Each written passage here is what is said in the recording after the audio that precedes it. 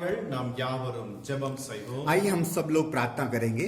என் அன்பின் தகப்பனே, எத்தனையோ இடர்கள் மத்தியிலும் கூட இந்த ஆராதனை நடத்த நீர் எங்களுக்கு உதவி செய்து கொண்டு வருகிற தயவிற்காக உமக்கு ஸ்தோத்திரம் செலுத்துகிறோம். मेरे प्यारे पिता, कितने भी परेशानी के बीच में परमेश्वर आपके नाम की महिमा करने के लिए आए, परमेश्वर आपको धन्यवाद करते हैं. உம்முடைய ராஜா பிரசன்னம் எங்களோடு கூட இருந்து அந்த பிரசன்னத்தினாலே ராஜா அநேகருக்கு நீ ராஜா பலவிதமான நன்மைகளையும் செய்து வருகிறீர். அதற்காக உமக்கு நன்றி செலுத்துகிறோம். और परमेश्वर आपकी प्रशंसा में परमेश्वर हमको भी भर के, परमेश्वर जो सुन रहे उनको भी भरकर परमेश्वर उसके रूप पे आप महिमा को कर रहे हो. प्रभु आपके लिए धन्यवाद करते हैं. பாடல்கள் வாயிலாக உம்முடைய ஜனங்களோடு கூட இடைப்பட்ட நீ பேசும். गीतों के जरिए परमेश्वर आप अपने लोगों से बात करिए. அதே வண்ணமாய் ஆராதனை வேளைகளிலும் கூட ராஜா உம்முடைய ஜனங்கள் மத்தியில் இறங்கி வந்து அவர்களை ஆண்டவர் நீர் ஆசீர்வதிக்கவே ஆசீர்வதிக்கும்படியாக எனக்கு கெஞ்சுகிறோம். और उसी समय पर आराधना के समय परमेश्वर आप उतर के आके परमेश्वर उनको आशीष करिए परमेश्वर. தியானிக்கின்ற வசனத்தின் நிமித்தம் और वचन के अनुसार परमेश्वर தொடர்ச்சியாய் ஆண்டவரே இந்த வாரம் முற்றிலுமாக அந்த வார்த்தை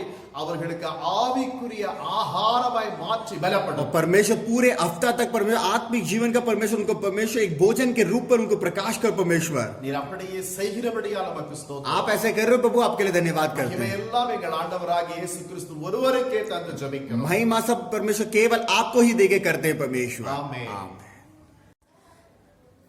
अब हम परमेश्वर के लिए गीत को गाएंगे, परमेश्वर की महिमा के लिए। तन मन में अब ज्योति जला लो प्रभु यीशु के नाम का, तन मन में अब ज्योति जला लो प्रभु यीशु के नाम का। जिस जीवन में यीशु न हो, जिस जीवन में यीशु न हो, वो जीवन किस काम का। तन मन में अब ज्योति जला लो प्रभु यीशु के नाम का, तन मन में अब ज्योति जला लो प्रभु यीशु के नाम का। जिस जीवन में यीशु न हो, वो जीवन किस काम का। जिस जीवन में यीशु न हो, वो जीवन किस काम का। यीशु हंसाए, यीशु रुलाए, डूबे जो नैया पार लगाए। यीशु हंसाए, यीशु रुलाए, डूबे जो नैया पार लगाए। डूबे जो नैया पार लगाए। परमेश्वर का गुण गाओ, परमेश्वर का गुण गाओ, दिन दोपहर सुबह शाम। हाँ, परमेश्वर का गुण गाओ, दिन दोपहर सुबह शाम। हाँ, जिस जीवन में यीशु न हो, वो जीवन किस काम का। जिस जीवन में यीशु न हो, वो जीवन किस काम का। तन मन में अब ज्योति जला लो प्रभु यीशु के नाम का। जिस जीवन में यीशु न हो, जीवन किस काम का। गिरे जो चरण में उसको उठाए, पापियों को प्रभु गले लगाए। गिरे जो चरण में उसको उठाए, पापियों को प्रभु गले लगाए। पापियों को प्रभु गले लगाए। सबका है वो रखवाला, सबका है वो रखवाला, ये दुनिया बस नाम का। सबका है वो रखवाला, ये दुनिया बस नाम का। जिस जीवन में यीशु न हो, वो जीवन किस काम का। जिस जीवन में यीशु न हो, वो जीवन किस काम का। तन मन में अब ज्योति जला लो प्रभु यीशु के नाम का। जिस जीवन में यीशु न हो, वो जीवन किस काम का। जिस जीवन में यीशु न हो, वो जीवन। सारा जीवन प्रभु तेरा सहारा, कोई न दूजा तुम बिन हमारा। सारा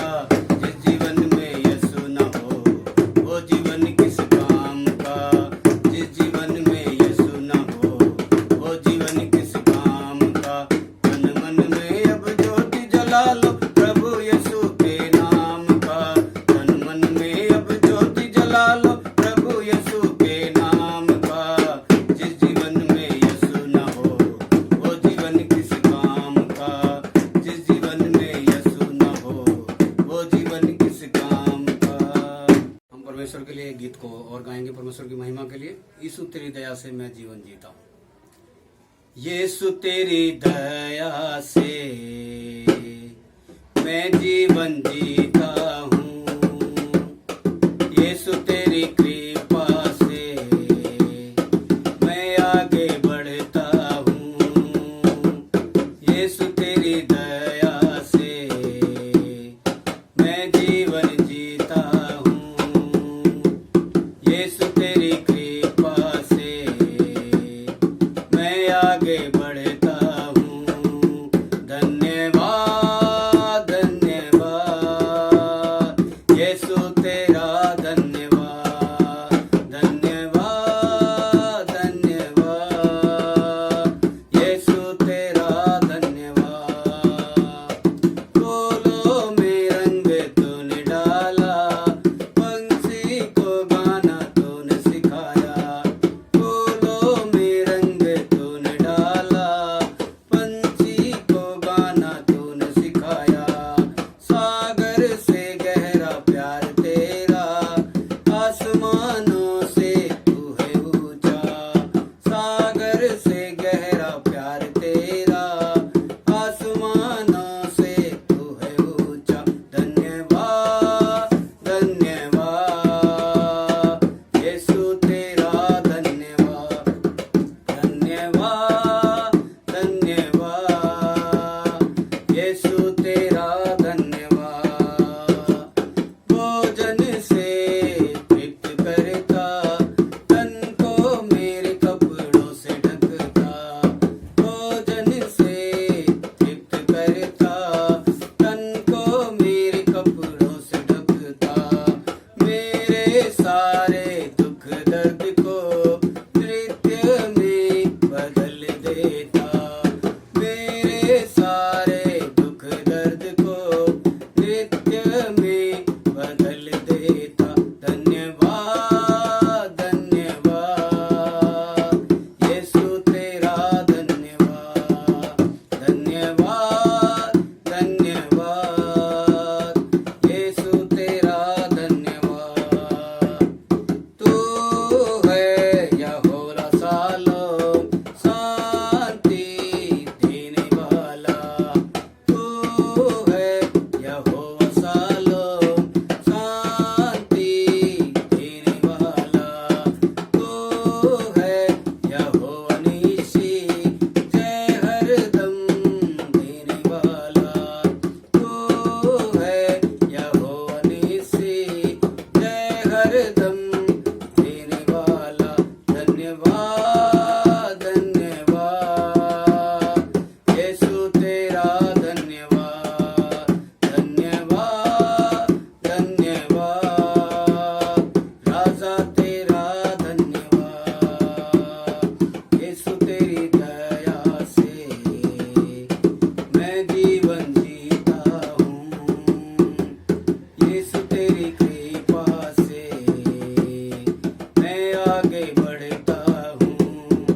धन्यवाद धन्यवाद यीशु तेरा धन्यवाद, धन्यवाद धन्यवाद यीशु तेरा धन्यवाद।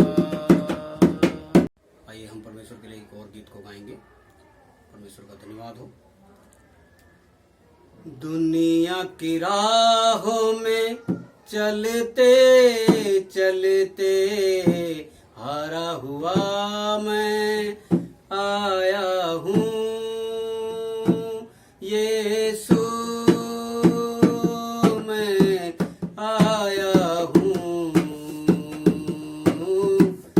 टूटा मन मेरा लाया हूँ मैं, टूटा मन मेरा लाया हूँ, यीशु मैं आया हूँ। टूटा मन मेरा लाया हूँ, सहारा चाहिए सहारा दो यीशु, बिन तेरे मैं कहाँ जाऊँ, यीशु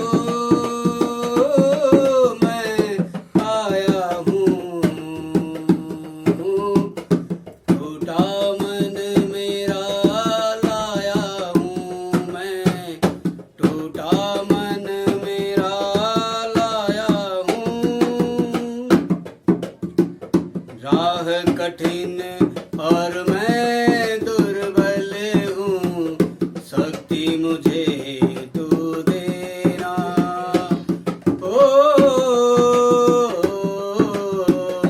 राह कठिन और मैं दुर्बल हूँ, शक्ति मुझे तू देना। चलते चलते जो मैं गिर जाऊं, मुझको तू उठा लेना।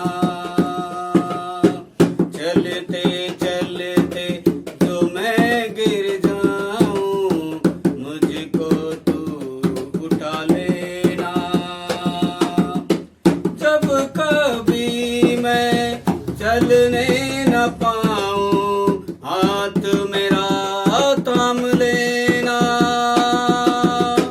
सहारा चाहिए, सहारा दो यीशु, बिन तेरे मैं कहाँ जाऊं। यीशु मैं आया हूँ, टूटा मन मेरा लाया हूँ मैं, टूटा मन मेरा लाया हूँ। शैतान से लड़ना है मुझको, सामर्थ से भर देना। ओ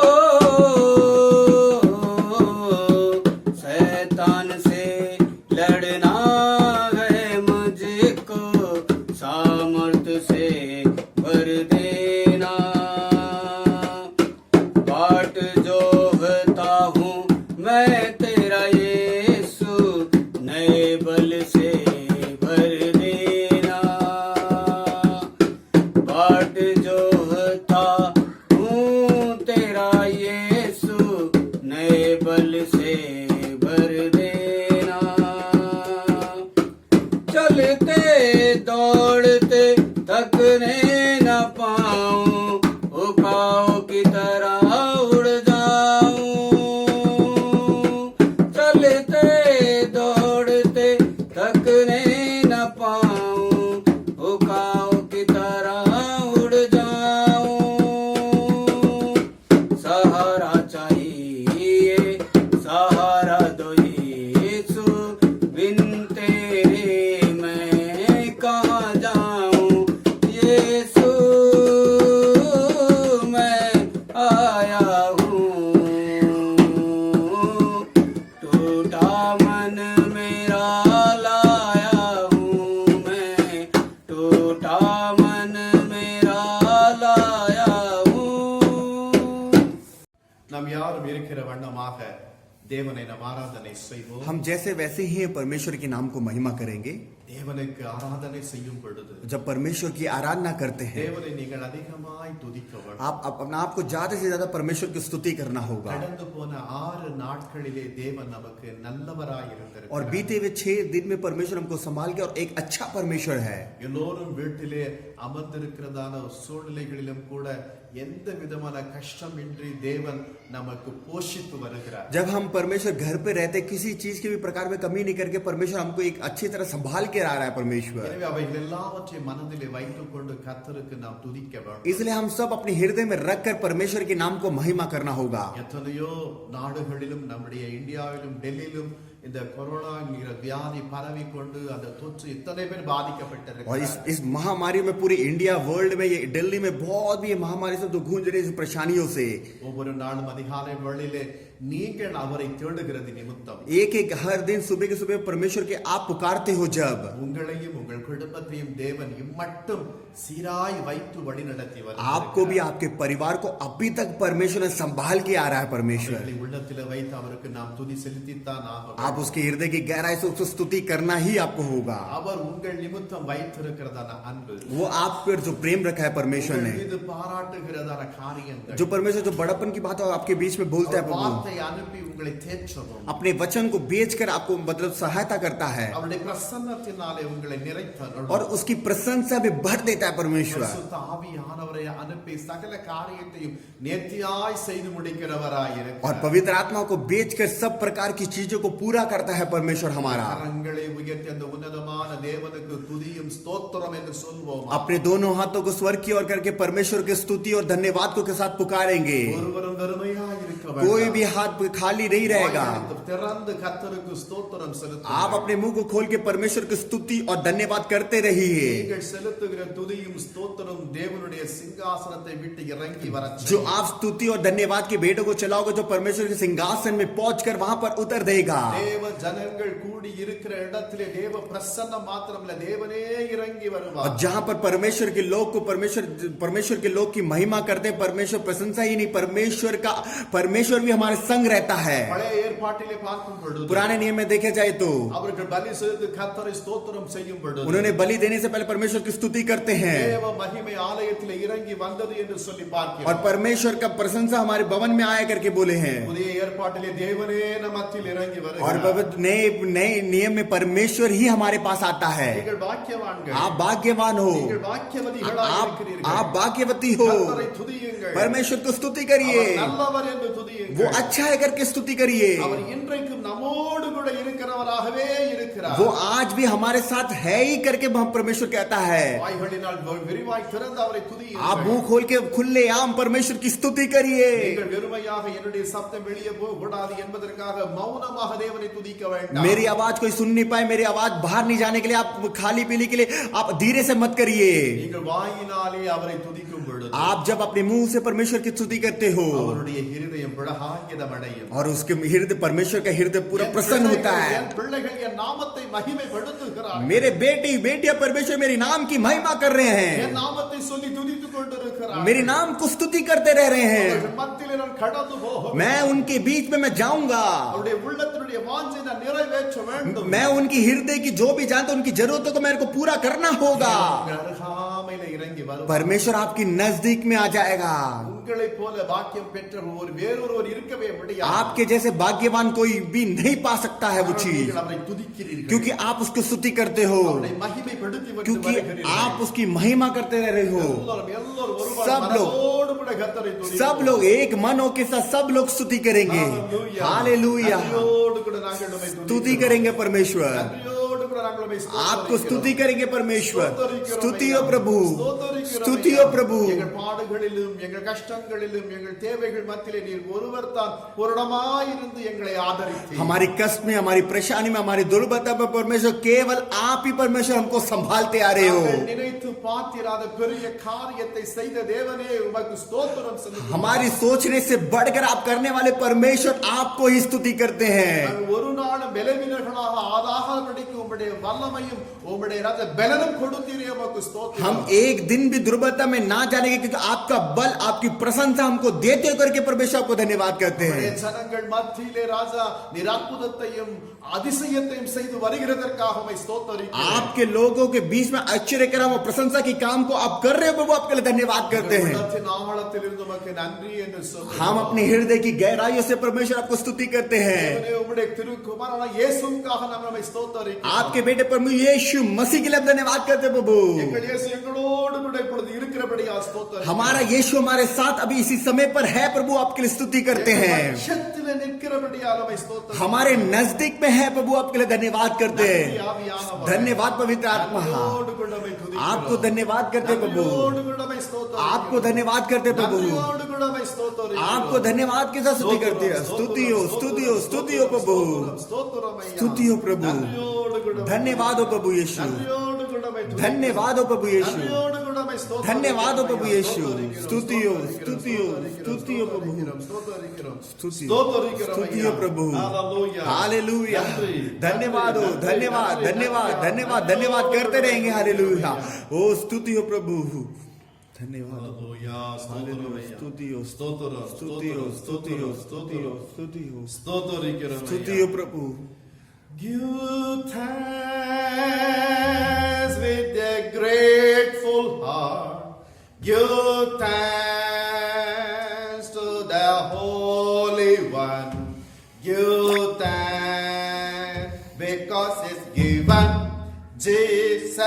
cry, yes, sad. You thanks with a grateful heart. Give thanks to the Holy One. Give thanks because as given Jesus Christ is sad. Unknown, let the weak say, I am strong. Let the bold say, I am brave. Because the what the Lord has done for us. Unknown, let the weak say, I am strong. Let the bold say, I am brave. Because the what the Lord has done for us. Give thanks. धन्यवाद हमारे दिल से दो, धन्यवाद जो पवित्र है, धन्यवाद क्योंकि वो दिया यीशु के लिए अपना फूल। धन्यवाद हमारे दिल से दो, धन्यवाद जो पवित्र है, धन्यवाद क्योंकि वो दिया यीशु के लिए अपने फूल। ओ है चाहे गम जो है भगवान, रहे गरीब में धनवान, उसके कारण जो उसने दिया हमारे लिए। धन्यवाद। ஆம் தகப்பனே, हाँ पिता, உம்முடைய குமாரனை எங்களுக்காக நீர் கொடுத்தீரே, உமக்கு நன்றி ராஜா. अपने बेटे को परमेश्वर हमारे लिए आपने दिया प्रभु, आपको धन्यवाद हो। எங்களுடைய உட்கார்ந்திருக்குதலையும் எழுந்திருக்குதலையும் எங்கள் நினைவுகளுடைய தோற்றங்களையும் அறிந்த தேவனே, हमारे उठना, हमारी बैठना, हमारी सोचों को अच्छी तरह जानता है परमेश्वर आप हो। உமக்கு மறைவிடமாக நாங்கள் எந்த இடத்திலும் ஒளிய முடியாது. परमेश्वर आपकी नजरों में हम कहीं भी छुप ही नहीं सकते परमेश्वर। உம்முடைய கண்கள் எங்கும் பார்க்கத்தக்க வண்ணமாய் இருக்க आपके आगे हर समय पर परमेश्वर देखने वाला परमेश्वर हो। இந்த ஓய்வு நாட்களிலும் கூட உம்முடைய சன்னிதானத்திலே நாங்கள் வந்து உம்மை துதித்து ஆராதனை செய்வது என்பது நீர் எங்களுக்கு கொடுத்த பாக்கியம் என்று நாங்கள் கருதுகிறோம். इस पवित्र दिन को परमेश्वर आपके चरणों में परमेश्वर हम आराधना करने के लिए आए परमेश्वर, ये हमारा भाग्य है परमेश्वर। உம்மை ஆராதனை செய்வதிலே எங்களுடைய உள்ளம் புளகாங்கிதம் அடைகிறது. और हम जब आपकी आराधना करते परमेश्वर, हमारा हृदय पूरा प्रसन्न होता है परमेश्वर। உம்முடைய பிள்ளைகளோடு கூட இணைந்து நாங்கள் ஆராதனை செய்வது என்பது ராஜா உமக்கு பிரியமாய் और காணப்படுகிறது. हमारे परमेश्वर के लोगों के साथ हम परमेश्वर की आराधना करते हैं परमेश्वर, आप खुश होते हो परमेश्वर। இவைகள் எல்லாவற்றையும் நன்கு அறிந்த தாவீது விதமாய் और சொல்லுகிறார், परमेश्वर अच्छी तरह जान के परमेश्वर दाऊद ने ऐसे कहता है, உன் சமூகம் எனக்கு சந்தோஷம் என்று சொல்லி. आपका सम्मुख मेरे लिए खुशी है। உம்முடைய சமூகத்திலே வரும் பொழுதெல்லாம் எங்களுடைய பாரங்கள், எங்களுடைய தேவைகள் எல்லாவற்றையும் நாங்கள் மறந்து உம்மை துதிக்கப்படும் பொழுது எங்கள் உள்ளத்திலே உம்முடைய சந்தோஷத்தை ஊற்றுகிறதற்காய் ஸ்தோத்திரம். आपके सम्मुख में आते परमेश्वर, हम अपने दुखों को, अपनी परेशानियों को, हमारे कष्टों को सब छोड़कर परमेश्वर आपके चरणों में हम आते हैं परमेश्वर। धन्यवाद हो परमेश्वर, आपको धन्यवाद करते हैं परमेश्वर, आपको धन्यवाद के साथ स्तुति करेंगे। स्तुति हो प्रभु, स्तुति हो प्रभु, हालेलुया। ओ धन्यवाद हो, ओ धन्यवाद, स्तुति करते प्रभु। இப்பொழுது நீ வந்து இறங்கி கொண்டு இருக்கிறபடியால் நம்மை ஸ்தோத்திரம். अभी आप उतर के आ रहे हो परमेश्वर, आपको स्तुति करते हैं। स्तुति हो प्रभु, स्तुति हो प्रभु, स्तुति हो प्रभु। நன்றியோடு கூட आपको धन्यवाद करते प्रभु, आपको धन्यवाद के साथ स्तुति करता हूँ, आपको धन्यवाद के साथ स्तुति हो, स्तुति हो, स्तुति हो, स्तुति हो। अपने मुंह को खोल के परमेश्वर की नाम को महिमा करिए। पवित्र आत्मा भी आपके चरणों में आ चुका है। परमेश्वर हमारे बीच में, पवित्र आत्मा हमारे बीच में है। कोई भी चिंता आपके हृदय में मत रखिए। सबको संभालने के लिए परमेश्वर आ चुका है।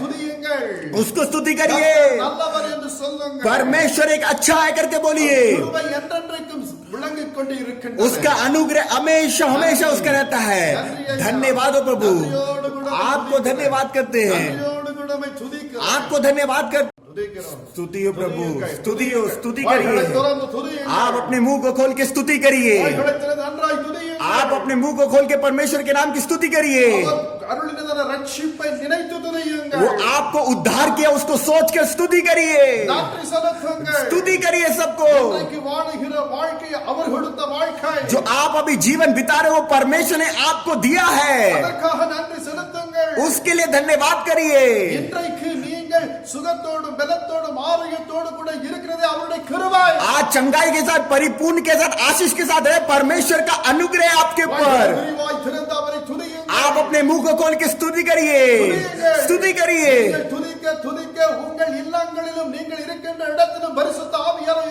आप स्तुति करते करते आपके इलाकों में, आपके गलियों में परमेश्वर की प्रशंसा भी उतरेगा। वो आपके साथ जब रहेगा तो आपके खड़ा करने के लिए कोई सी भी नहीं हो पाएगा। पवित्र आत्मा स्वागत है, आपको धन्यवाद के साथ स्वागत करते प्रभु।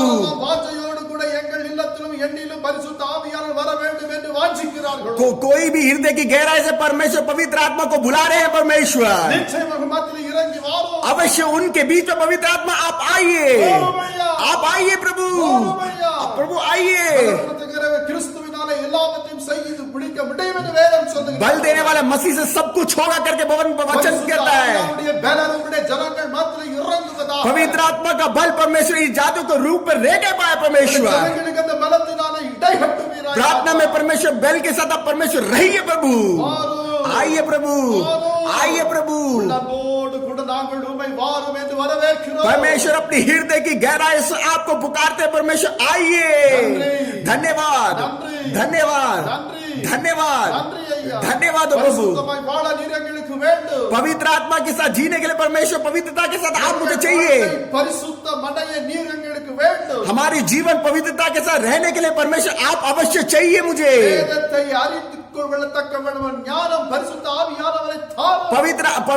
पवित्र कलाम को ध्यान करने के लिए परमेश्वर आप मुझे चाहिए प्रभु। हमको सत्य में चलाने के लिए परमेश्वर आप मुझे चाहिए प्रभु। हम अपने हृदय की गहराई से पुकारते प्रभु, हृदय की गहराई से पुकारते प्रभु, हृदय की गहराई से स्तुति करते प्रभु। धन्यवाद, धन्यवाद, धन्यवाद। मुंह खोल के परमेश्वर की स्तुति करिए। आप उसकी महिमा करते करते वो आपके बीच में वो आएगा। वो आपके बीच में आने वाला परमेश्वर है। हमारे बीच में उसकी प्रशंसा उन्हेलता है। आपके बीच में परमेश्वर मौजूद होने वाला परमेश्वर है। ओ रियंदर बो शंदर बहा। धन्यवाद हो, हालेलुया। ओ धन्यवाद हो प्रभु। आपको धन्यवाद के साथ पुकारते प्रभु। स्तुति हो, स्तुति हो, स्तुति हो, स्तुति हो प्रभु।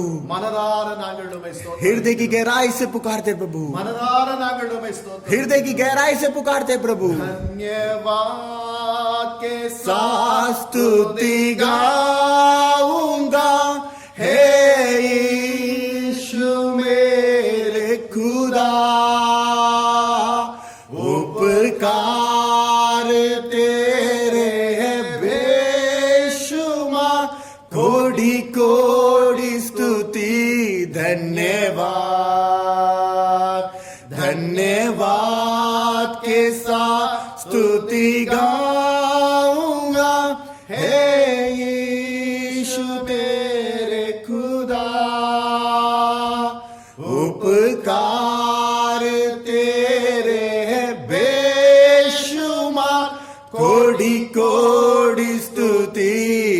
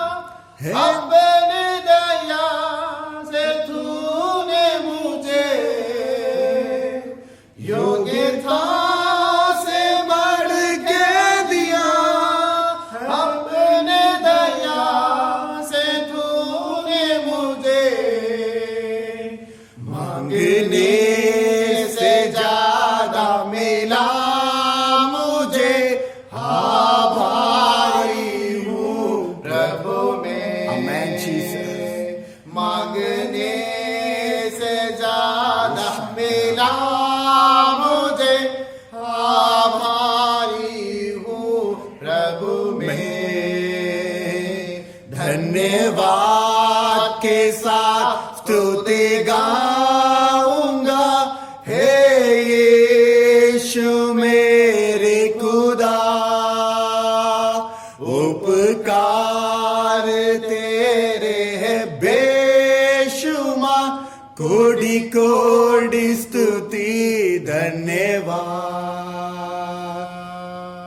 தாம் ஆண்டவரே, हाँ पिता எவ்வளவு முறை உமக்கு நன்றி என்று நாங்கள் சொன்னாலும் நீ செய்த நன்மைக்கு ஈடு இணை ஆகவே ஆகாது. हम कितना भी परमेश्वर आपको धन्यवाद करे परमेश्वर आपने जो परमेश्वर भलाई के काम किया वो उतना ही कम है परमेश्वर வார நாட்கள் முழுவதுமாக इस हफ्ते पूरे दिन के लिए நாங்கள் परमेश्वर பலத்தோடும் சுகத்தோடும் ஆரோக்கியத்தோடும் கூட ராஜா இந்த உலகத்தின் வாழ்க்கை வாழவும் परमेश्वर बल के साथ और परिपूर्ण के चंगाई के साथ अपने जीवन को बिताने के लिए परमेश्वर உம்முடைய நாமத்தின் மகத்துவத்திற்கு சாட்சியாய் நிற்கவும் और आपकी नाम की महिमा के लिए गवाही के रूप में खड़ा होने के लिए ஆவியானவரே, நீர் எங்களை ஆட்கொண்டு நடத்தும். पवित्र आत्मा परमेश्वर आप हमें चलाइए प्रभु நீர் எங்களை ஆட்கொண்டு எங்களை நடத்தும். आप हमको मिलकर परमेश्वर आप हमें चलाइए प्रभु எங்கள் ஆவி ஆத்மா சரீரம் முற்றிலுமாய் உமது கரத்தில் ஒப்புக் கொடுக்கிறோம். मेरी प्राण आत्मा सब आपके हाथ में सौंपते परमेश्वर மகிமை எல்லாம் உமக்கே. महिमा सब आपको देते प्रभु இயேசு கிறிஸ்துவின் நாமத்தில் பிதா. यीशु मसीह के नाम से पिता आमीन। आमीन। இன்றைக்கும் தேவன் கொடுத்த வசனத்தை எடுத்து நாம் தியானம் செய்வோம். आज भी परमेश्वर ने जो वचन को दिया उसको ध्यान करेंगे பிரசங்கியின் புஸ்தகத்திலே 12:1 வாசிக்க கேட்போம். सब उपदेश की पुस्तक 12वां अध्याय पहला वचन पढ़ेंगे अपनी जवानी के दिनों में अपने सृजनहार को स्मरण रख, इससे पहले कि विपत्ति के दिन और वे वर्ष आए जिनमें तू कहे कि मेरा मन इनमें नहीं लगता। என் அன்புக்குரிய தேவ ஜனங்களே, मेरे प्यारे मसीह के लोगों இந்த வார்த்தை நீங்கள் வாசித்திருக்கலாம், பிறருக்கு சொல்லி இருக்கலாம்.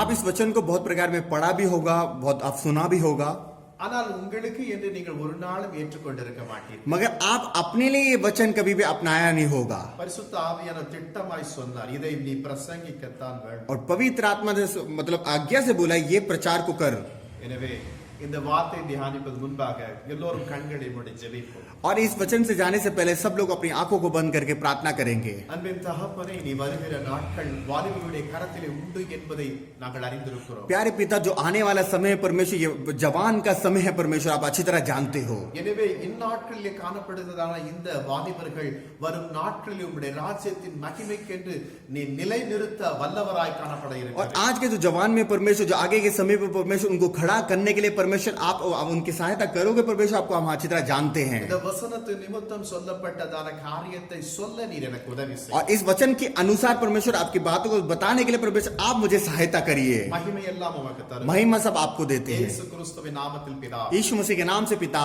आमीन என் அன்புக்குரிய தேவ ஜனங்களே, मेरे प्यारे मसीह के लोगों சாலமோன் ஞானி வாலிபர்களுக்கு ஒரு நல்ல அறிவுரை இந்த இடத்திலே और சொல்லுகிறார். सालोमन ज्ञानी बहुत अच्छी तरह एक जवान को यहाँ पर बताते हैं நீங்க இந்த 12ஆம் அதிகாரத்திலே ஒவ்வொரு வசனத்தையும் நின்று நிதானித்து வாசிப்பீர்களே ஆனால் அதனுடைய உண்மையினுடைய சாராம்சம் உங்களுக்கு விளங்கும். और ये 12वां अध्याय में अच्छी तरह आप पढ़ के देखोगे तो उसका सत्य की बात आपको अच्छी तरह समझ आ जाएगा வாலிபத்தினுடைய நாட்களிலே இந்த உலகத்தை உருவாக்கினவரை நினைத்து பார்க்கத்தக்க வண்ணமாய் முயல வேண்டும். और यहाँ पर जो जवानी के समय कैसे ऊपर परमेश्वर ने संभाल को किया इसको जरा जांच के देने के लिए आपको रहना होगा என்னுடைய வயதுக்கு ஒத்த நிலைகளிலே நான் வாலிபனா இருக்கும் பொழுது जब मैं जवान के समय पर था उस समय पर இன்றைக்கு உங்களுக்கு இருக்கிற ஞானம் அன்றைக்கு எங்களுக்கு இல்லை.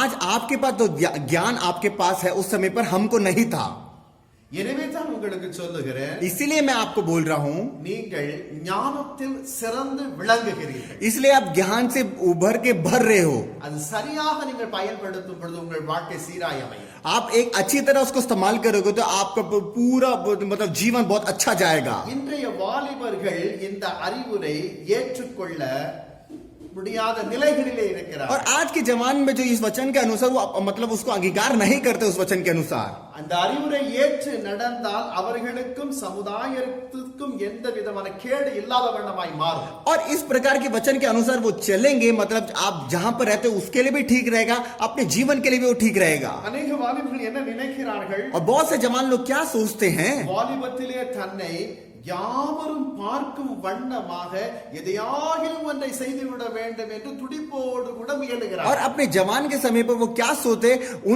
इस समय पर उनको देखने के लिए सब प्रकार की बहुत प्रकार की अपने शरीरों में कोशिश करते हैं அதனால் அவனுக்கும் பிறனுக்கும் எந்த விதமான பிரயோஜனம் இல்லை. और ना उसके लिए कुछ प्रयोजन होता है ना किसी और उसको देखने वाले को उसमें प्रयोजन होता है।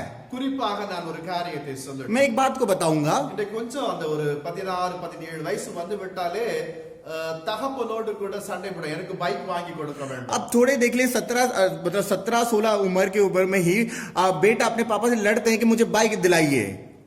அவன் படிக்கிறானா இல்லையா அது இரண்டாவது वो விஷயம். पढ़ रहा है या नहीं पढ़ रहा वो दूसरी बात है। தன்னுடைய ஹேண்ட்ஸமை மற்றவருக்கு வெளிப்படுத்தி விட வேண்டும். अपने एंगम को दूसरे लोगों को प्रकट करता वो दिखाता है தனக்குள்ள இந்த திறமை இருக்கிறது என்று உலகம் பார்க்கக்கூடிய நிலைகளை செய்து விட வேண்டும். और उसके अंदर ये इस प्रकार की टैलेंट है करके वो दूसरे लोग को दिखाना चाहता है। மகன் கேட்கிறான்னு தகப்பன் வாங்கி தருவார். और बेटे चाहता है करके मतलब वो दिला देते हैं वो भी। அவன் என்ன மோட்டார் சைக்கிள் கேட்கிறான் வாங்கி தருவார். वो जो मांगते हैं वो सब कुछ दे देते हैं। என்ன செய்வான்? वो क्या करेगा, அன்பாக ஒரு நண்பனை அமரச் செய்து விட்டு अब पीछे अपने दोस्तों को बिठाकर ரோட்டிலே போகும்போது அப்படியே எடுப்பான் ஒரே ஒரு வீலிலே போகத்தக்க. और वो जब जाएगा गाड़ी चला स्टाइल मारते हुए एक पहिए में वो चलाएगा। அநேகர் என்னை பார்ப்பார்கள். बहुत लोग देखेंगे வாலிப பெண்கள் என்னை और பார்ப்பார்கள். मतलब जवान लड़कियां देखेंगी வாலிப பெண்கள் கூடுகிற அந்த இடத்திலே और जहां पर लड़कियां वहां पर झुंड बना के बैठती हैं தன்னுடைய ஸ்டைலை வெளிப்படுத்துவார். अपनी स्टाइल को प्रकट करेगा। சிலர் வந்து அதாவது நன்றாதான் பேசுவோம் திடீர்னு கூலி கிளாஸ் போடுவாங்க. और मतलब अच्छी तरह वो रहेगा ही, कभी मतलब कोई भी अपना आप को वो मतलब वो चश्मा लगा देता है திடீர்னு காலரை உயர்த்தி और कॉलर को ऊपर कर देता है। ஏன் திடீர்னு நன்றாக வந்தவன் திடீர்னு ஒரு மாற்றத்திலே காணப்பட்டு விடுவான். क्यों अच्छी तरह आ रहा था मगर एक बदलावट को उसी समय पर प्रकट कर देता है वहां पर। ஆனால் இந்த நாட்களிலே வாலிபர் பார்க்கும் பொழுது எப்படி இருக்கிறான் என்றால் ஒரு வாலிப பெண் தன்னை பார்க்கத்தக்க வண்ணமான விதத்திலே கிழிந்து போன ஆங்காங்கே கிழிந்து போன பேண்டை அணிகிறார்கள். मगर आज के जमाने के लोग कैसे मतलब बैठते हैं जो लड़कियों को देखने के लिए फटे हुए कपड़े फटे हुए पैंट पहन लेते हैं। அதுவும் இன்னும் ஒரு சில வாலிபர்களை பார்க்கப்படும் பொழுது ஒரு வேதனை. और मगर और भी मैं एक जवान मतलब देखता हूं तो बहुत वेदना होती है अपने दिल में। அதெல்லாம் இடுப்புல தான் இருக்கணும். और पैंट सब मतलब कमर में ही होना चाहिए ஆனால் இடுப்பை விட்டு கீழே இறங்கி வந்து விடுகிறது. और कमर से भी नीचे वो पहनते हैं। அதை போட்டு கேட்டால் பலருடைய கண் என் மீது இருக்க வேண்டும். मगर बहुत लोगों को पूछेंगे तो वो बोलते हैं कि उनके मतलब बहुत लोगों की आंखें मेरे पास होनी चाहिए। இன்னும் சிலர் வந்து செல்போனை அதாவது அவங்க யார் பேசுறாங்க தெரியும் ஆனா காதுல வச்சுக்கொண்டே போயிட்டே और कोई लोग मतलब जाते जाते फोन में बात करते जाते हैं मतलब वो कौन बात कर रहा है उनको ही नहीं पता, वो ऐसे स्टाइल मार के जाते रहते हैं। இன்னும் சில நண்பர்கள் கூடி விட்டால் போதும் அவங்களுக்கு ஒரே மகிழ்ச்சி என்னவென்றால் பலவிதமான வெளிநாட்டு சரக்குகளை குடிக்க வேண்டும். और मतलब दो प्रकार मतलब 4-5 लड़के वहां पे मिल जाते हैं तो वो क्या करते हैं फॉरेन मतलब दारू कुछ भी प्रकार के वहां पर वो उनके बारे में बात करके वो पीना शुरू करते हैं। இல்லாவிட்டால் வாயிலே அவங்க பிடிப்பாங்களா இல்ல புகை பிடிப்பாங்களா ஒரு சிகரெட்டை வைத்துக் கொண்டு नहीं तो वो ना सिगरेट पीते होंगे या पिए होंगे वो स्टाइल मारते हैं सबके सामने। இவைகளிலே தங்களை ஈடுபடுத்திக் கொள்ளத்தான் இன்றைய வாலிபர்கள் और முனைகிறார்கள். इस प्रकार की चीजों को करने के लिए आज के जवान लोग बहुत प्रयास करते हैं। இதுதான் இன்றைய வாலிபத்தினுடைய உலகம் காணப்படுகிறது. आज जवान की जीवन यही है। என் அன்புக்குரிய தேவ ஜனங்களே, और मेरे प्यारे मसीह के लोगों, வீட்டிலே தாய் சமைத்து தன் பிள்ளைகளுக்கு ஆகாரத்தை கொடுக்கத்தக்கவர்களே காணப்படும் और பொழுது, घर पे अपनी माता घर पे खाना बनाने के लिए जो कोशिश करती है जो बना के देती हैं, இது என் மகன் சாப்பிட்டால் வாலிபத்திலே அவன் நல்லா இருப்பான் என்று தாய் நினைத்து சமைத்து கொடுப்பார்கள். और अपनी माता मतलब उस जमाने के टाइम में कुछ अच्छी तरह बना के देगी तो वो सोच के बनाती है मेरा बेटा खाएगा तो अच्छा तंदुरुस्त रहेगा इस समय पर। இன்றைய வாலிபர் என்ன செய்கிறார்கள்? मगर आज के जवान लोग क्या करते हैं என்ன ஒரே சமையல் பண்ணி கொண்டே இருக்கிறார். यार ये क्या एक ही प्रकार का मतलब वहां पर सब्जियां बनाते रहे। நன்றா இப்பெல்லாம் யூடியூப்ல பல விதமான டிஷ்ஷை காண்பிக்கின்றார்கள். यूट्यूब पे बहुत प्रकार की चीजों को बताते हैं। ஒரு நாள் பர்கர் சாப்பிட வேண்டும், एक दिन बर्गर खाना होता है, பீஸா சாப்பிட வேண்டும், एक दिन पिज्जा खाना होता है, மோமோஸ் சாப்பிட एक வேண்டும், दिन मोमोज खाना होता है, நூடுல்ஸ் சாப்பிட வேண்டும், एक दिन नूडल्स खाना होता है, சோமின் சாப்பிட வேண்டும், एक दिन चाउमीन खाना होता है, எக் ரோல் சாப்பிட வேண்டும். एक दिन एग रोल खाना होता है। இன்றைய வாலிபர்களுக்கு பிடிக்கிறதான உணவு வகைகள் இவைகள் தான். और आज के जो लोग जो जवान लोग हैं उस सब लोगों को यही प्रकार की चीज उनको पसंद आती है। என் அன்புக்குரிய தேவ ஜனங்களே, मेरे प्यारे मसीह के लोगों, எப்ப பார்த்தாலும் ரொட்டி பூரி இட்லி தோசை வடை இதெல்லாம் வேண்டாம். और हमेशा हमेशा पूरी चावल रोटी पूरी कुछ भी प्रकार के घर पे जो बनता है रेगुलर।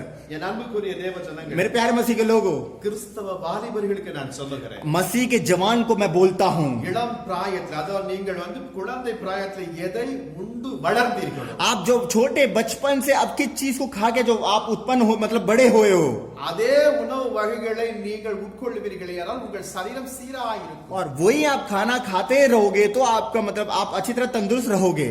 நீங்கள் नवीन உணவு वகைகள் வருகிறது என்று சாப்பிடுவீர்களே आप ஆனால் नए नए प्रकार की जो चीजें आ रही है आप उसको खाओगे तो உங்களுடைய உடல்நிலை பாதிக்கும். आपका मतलब पूरा मतलब डैमेज हो जाएगा। 60-70 வயதிலே நீங்கள் வாழ வேண்டியவர்கள் 40-50 வயதிலே போய் விடுவீர்கள். आप 70 मतलब 60-70 तक जीने के लिए कोशिश करोगे मगर 40-50 में चले जाओगे, காரணம் மருத்துவர்கள் சொல்லுகிறார்கள், क्योंकि डॉक्टर लोग बोलते हैं புதிய உணவு வகைகள் உங்கள் குடலுக்கு ஏற்ற விதத்தில் இல்லாததினால பலவிதமான நோய்கள் உற்பத்தியாகும். और मतलब एक नए प्रकार की चीज को खाने से पेट में कोई भी इंफेक्शन होकर वो बीमारी में बदल जाता है। எனவே இந்த வாலிபர்கள் சமுதாயத்தினுடைய கண்கள் எப்பொழுது என் மீது தான் இருக்க வேண்டும். इसलिए वो कहते हैं कि दुनिया की मतलब आंखें मेरे पास होनी चाहिए। जवान कहते हैं பைக் ஓட்டும் காரியத்திலே बाइक जो चलाते हैं उस समय पर, அந்த சாலையினுடைய ரூல்ஸை பிரேக் பண்ணணும். और वो सारे जो रूल्स बनाते हैं लाल बत्ती जो प्रकार की जो रूल्स है उसको सारे ब्रेक करके वो जाना होता है। ரெட் லைட் போட்டால் நிற்க வேண்டும். रेड लाइट जाना तो रुकना है, நான் வாலிபர், क्योंकि मैं जवान हूँ। ரெட் லைட் பிரேக் பண்ணி போறதாயா பெரிய ஒரு காரியம், ஸ்டாண்டர்ட். रेड लाइट मतलब वो ब्रेक करके ग्रीन अपना आप जाएंगे, वही एक स्टाइल है। ரெட் லைட் ஜம்ப் பண்ணி போனா அதான் ஸ்டைல். और मतलब ऐसा मतलब सबके सामने जाना है, मतलब रेड होगा तो ग्रीन करके जाना है हमें। தேவன் அவருக்கு சிறந்த ஞானத்தை கொடுத்திருக்கின்ற வேளைகளிலும் परमेश्वर ने एक अच्छी तरह ज्ञान को दे रखा, इसीलिए இவர்கள் எப்படி அதை वो பயன்படுத்துகிறார்கள், क्या कैसे प्रयोजन करते हैं, தேவ நாமத்திற்கு மகிமை அல்லாத விதத்திலே அவருடைய ஞானத்தை மகிமைப்படுத்துகிறார்கள். परमेश्वर के नाम को महिमा ना करके अपने ज्ञान को वहां पर चलाते हैं। தாவீது दाऊद தன் மகன் अपने बेटे को, சாலமோனுக்கு ஒரு நல்ல அறிவுரை अपने சொல்லுகிறார். सालोमन बेटे को अच्छी तरह ज्ञान अच्छी तरह देता है। வாசிக்க கேட்போம். अब पढ़ेंगे 1 நாளாகம புஸ்தகத்திலே पहला इतिहास की पुस्तक 28ஆம் அதிகாரத்தில் 28 अध्याय 9வது வசனத்தை வாசிக்க கேட்போம். 9वां वचन पढ़ेंगे। हे मेरे पुत्र सुलेमान, तू अपने पिता के परमेश्वर का ज्ञान रख और खरे मन और प्रसन्न जीव से उसकी सेवा कर, क्योंकि यहोवा मन को जांचता और विचार में जो कुछ उत्पन्न होता है उसे समझता है। यदि तू उसकी खोज में रहे तो वह तुझको मिलेगा, परंतु यदि तू उसको त्याग दे तो वह सदा के लिए तुझको छोड़ देगा। ஹalleluya. हालेलुया। தகப்பன் மகனுக்கு சொல்லுகிற ஒரு நல்ல அறிவுரை, पिता अपने बेटे को अच्छी तरह समझाता है, நீ அவரை தேடினால் அவர் உனக்கு தென்படுவார், आप उसको ढूंढोगे तो वो आपको आएगा, நீ அவரை விட்டு விட்டால் அவர் உன்னை விட்டு விடுவார். उनको आप छोड़ दोगे तो आपको वो छोड़ देंगे, அப்படி என்றைக்கும் விட்டு விடுவார். हमेशा हमेशा के लिए छोड़ देंगे। ஹalleluya. हालेलुया। இன்றைய வாலிபர்கள் என்ன எதை தேடுகிறார்கள்? आज के जवान लोग क्या ढूंढते हैं? தன் வாழ்க்கைக்கு இப்படிப்பட்ட ஒரு பெண் வந்தால்தான் நன்றாய். अपने जीवन में इस प्रकार की लड़कियां आएंगी तो वही अच्छा रहेगा। சிலர் நினைக்கிறார்கள் இவன் வேலையே செய்ய மாட்டான், சோம்பேறியா இருப்பான், वो काम ही नहीं करता, मतलब वो एक आलसी लड़का होगा। ஆனா எல்லா விதமான வசதி வாய்ப்புகளோடு கூட பெண் வர வேண்டும். और मतलब अच्छी लड़की मतलब पूरा सब धन दौलत के साथ आना चाहिए उस लड़की சில को। கர்த்தர் நல்ல ஒரு வேலை கொடுத்து நல்ல ஒரு சம்பாத்தியத்தையும் கொடுத்து இருப்பார், और मतलब एक अच्छा काम भी दिया होगा, अच्छा मतलब बिजनेस भी उनको दिया होगा, தன்கா भी दिया हुआ. तनखा भी दिया होगा। ஆனா அவனுக்கு என்ன ஆசை? उनको क्या इच्छा है? நான் 1 லட்சம் சம்பாதித்தா எனக்கு வர மனைவி 1 லட்சம் சம்பாதிக்க வேண்டும். मैं 1 लाख कमाता हूं तो मेरी पत्नी 2 लाख कमाती होनी चाहिए। பண ஆசை. पैसे का लालच। கேட்டால் என்னுடைய வாழ்க்கையில் லக்ஸுரி வாழ்க்கை வாழ வேண்டும். कहता मैं अपने जीवन को मैं अच्छी तरह अनुभव करना होगा। உங்களை போல நான் கஷ்டப்பட்டுட்டு இருக்கணுமா? आपकी तरह मेरे को कष्ट उठाना है क्या? இப்படி சொல்லுகிற வாலிபர்கள் ऐसे बोलते हैं। பலர் என்ன நினைக்கிறார்? சிலர் இப்படி இருக்கிறார், மற்றும் சில और வாலிபர்கள் ऐसे प्रकार के सोचते हैं, और बहुत लोग किसी प्रकार के सुनते हैं வேசித்தனத்திற்காக और செயல்படுகிறார். वेसी मतलब वेसी के रूप में वो जाते हैं। என் அன்புக்குரிய தேவ मेरे प्यारे मसीह के लोगों, எனவே தான் வாலிபருக்கு சொல்லத்தக்க 3 காரியம் இருக்கிறது. इसलिए जवान के लिए 3 बात के लिए मैं बताना चाहता हूँ। 3 காரியத்தையும் கர்த்தருடைய வழி நடத்தும்படி நான் உங்களுக்கு சொல்றேன். इसलिए परमेश्वर की जो परमेश्वर ने बताया उसके अनुसार मैं बताना चाहता हूँ। இளம் பிராயத்திலே பின்பற்ற வேண்டிய மூன்று காரியம் जवानी के टाइम में 3 चीजों को हमको ध्यान करना होगा, அதை குறித்து நாம் இன்றைக்கு சிந்திப்போம். इसलिए इसको में ध्यान करेंगे हम इस बातों को। முதலாவது வாலிபர்களே, पहला जवान, நீங்கள் கர்த்தருக்காக நிற்க வேண்டும். आप परमेश्वर के लिए खड़ा होना है। எதற்கு என்று நான் சொல்லட்டும். क्यों करके मैं बताता हूँ। யாத்ராம புஸ்தகத்திலே निर्गमन की पुस्तक 34ஆம் அதிகாரத்தில் 34वां अध्याय में 2வது வசனத்திலே பார்க்கும் பொழுது, दूसरा वचन देखा जाए तो, விடியற் காலத்திலே நீ ஆயத்தமாகி सुबह सुबह आप तैयार होकर சீனாய் மலையிலே ஏறி चीना के जो पहाड़ में जाकर அங்க மலையின் உச்சியிலே पहाड़ के ऊंचे में காலமே என் சமூகத்திலே வந்து நில். सुबह सुबह मेरे सम्मुख में आकर तू खड़ा हो। இன்றைக்கு வாலிபருக்கு சொல்லுகிற ஒரு வார்த்தை, आज जवान को ये वचन देता है परमेश्वर। காலையில் என்று சொல்லவில்லை, सुबह नहीं बोला, காலையில். सुबह सुबह। இன்றைய இந்த அதாவது இந்த நார்த் இந்தியாவிலே இருக்கிற வாலிபர்கள் जो नॉर्थ इंडिया में कितने भी जवान लोग हैं ना, 6-6:30 மணிக்கு மேலே தான் அவர் கொஞ்சம் விழிப்பு வருகிறது. 6-6:30 के बाद हल्का सा उनको जागना शुरू हो जाता है। பார்ப்பார்கள், மணி 6:30 தான், அது இன்னும் அரை மணி நேரம் தூங்கும். सोचते हैं कि 8-7:30 ही तो हुआ है, क्या हुआ अभी और थोड़ी देर मतलब सोते हैं। என் அன்புக்குரிய தேவ ஜனங்களே, मेरे प्यारे मसीह के लोगों, இன்றைக்கு நீங்கள் கிருபையின் காலத்திலே இருக்கிறதினால் தான் உங்களுக்கு பல காரியத்தை தெரியாமல் போகிறது. आप अभी अनुग्रह के समय पर हो, इसलिए आपको बहुत चीजें के बारे में ज्ञान नहीं है, आपको नहीं पता। 50-60 ஆண்டுகளுக்கு முன்னம் 60 साल से पहले பரிசுத்த ஆவியை பெறுவது எவ்வளவு கஷ்டமா இருந்தது. पवित्र आत्मा को पाने के लिए कितना कष्ट होता था। இன்றைக்கு தேவனுக்கு கேட்கப்படும் பொழுது சிறு பிள்ளைகளும் பெற்றுக்கொள்ளுகிறார்கள். मगर आज छोटे बच्चे से लेके भी परमेश्वर जब मांगते तो परमेश्वर देता है।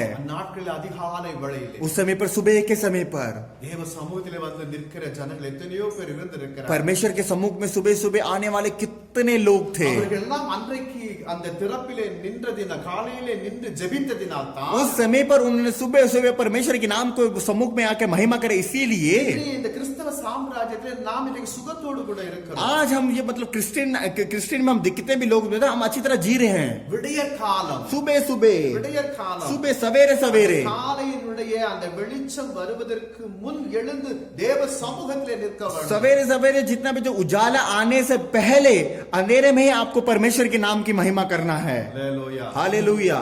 வாலிபர்கள், जवान, இந்த காரியத்திலே நீங்கள் நிற்க வேண்டும் என்று வேறும் और சொல்லுங்கள். इस काम के लिए आपको खड़ा होना ही परमेश्वर चाहता है। இங்கே சர்ச்சில் வந்து நிற்க வேண்டாம், நீங்க உட்கார்ந்து கேட்கலாம். यहाँ पर आप चर्च में खड़े मत होइए, आप आराम से बैठ जाइए। நீங்கள் காலையிலே தேவ சமூகத்திலே நிற்க வேண்டும். आप सुबह सुबह परमेश्वर के नाम को महिमा करना है। ஏனால் தன்னுடைய மக்களை வழி நடத்தி செல்லுகிற மிகப்பெரிய பொறுப்பை மோசேயினுடைய கரத்தில் இருந்தது. परमेश्वर के काम को करने के लिए मोसे के पास बहुत से बड़े काम थे 6 லட்சம் புருஷர்கள் என்று வேறும் और சொல்லுகிறார். 6 लाख तक पुरुष थे वहां पर। இன்னைக்கு நம்ம 10 பேர் மேய்க்க முடியவில்லை. हमको 10 लोग नहीं चला पा रहे हम। இவன் ஒன்று சொல்றார், அவன் ஒன்று சொல்றார், இவன் ஒன்று சொல்லுவார். वो एक बोलेगा तो ये एक बोलेगा, वो एक बोलेगा तो वो एक बोलेगा, ऐसे आप बोलते हैं। 6 லட்சம் புருஷர்கள், அதன் பிறகு 6 लाख, பெண்கள், அதன் பிறகு பிள்ளைகள், அதன் பேரன் பேத்திகள். 6 लाख सिर्फ पुरुष ही हैं। उसके बाद देखो बच्चे को लगा लो, बीबियों को लगा लो, मतलब सास ससुर को लगा लो, जो मर्जी लगा लो आप, போத்தா போத்தி நாத்தி நாத்தி, मतलब नाते से लेके सब लोग, எத்தனை லட்சம் और இருந்திருப்பார். कितने लाख में होंगे। என் அன்புக்குரிய தேவ ஜனங்களே, मेरे प्यारे मसीह के लोगों, எல்லோருக்கும் தேவன் என்ன செய்தார்? அவனை கொடுத்து ஆலோசனையின்படியே நடத்தத்தக்க வேண்டுமாய் விளங்க மோசே. और सब लोग परमेश्वर के नाम को महिमा करने के लिए मूसे को वहां पर खड़ा किया। இன்றைய நாட்களிலே படிக்கும் மாணவர்கள், जो आज लोग, जो जवान लोग जो पढ़ रहे हैं, जो स्कूल में जो भी, வேலைக்கு செல்லுகிறதான வாலிபர்கள், और जो काम करने वाले जवान लोग, வீட்டிலே இருந்து குடும்ப பொறுப்புகளை நிர்வகிக்கின்ற ஒவ்வொருவருமே வித்தியாசமான பல கடமைகளை செய்ய வேண்டிய நிலைகளிலே இருக்கிறார்கள். और जितने लोग अपने घर के लिए रिस्पॉन्सिबिलिटी के साथ वो काम करते हैं, वो एक स्थिति में वो खड़े होने के लिए, இவை அனைத்திற்கும் முன்பாக उन सब के सामने, முதன்மையான கடமை என்ன? और उसका पहला मतलब आदिन क्या है? தேவ சமூகத்திலே நிற்க வேண்டும். पहले परमेश्वर के सम्मुख में बैठना होगा। இந்த பழக்கம் பலரிடத்துல இல்லை. ये आदत किसी के पास भी नहीं है।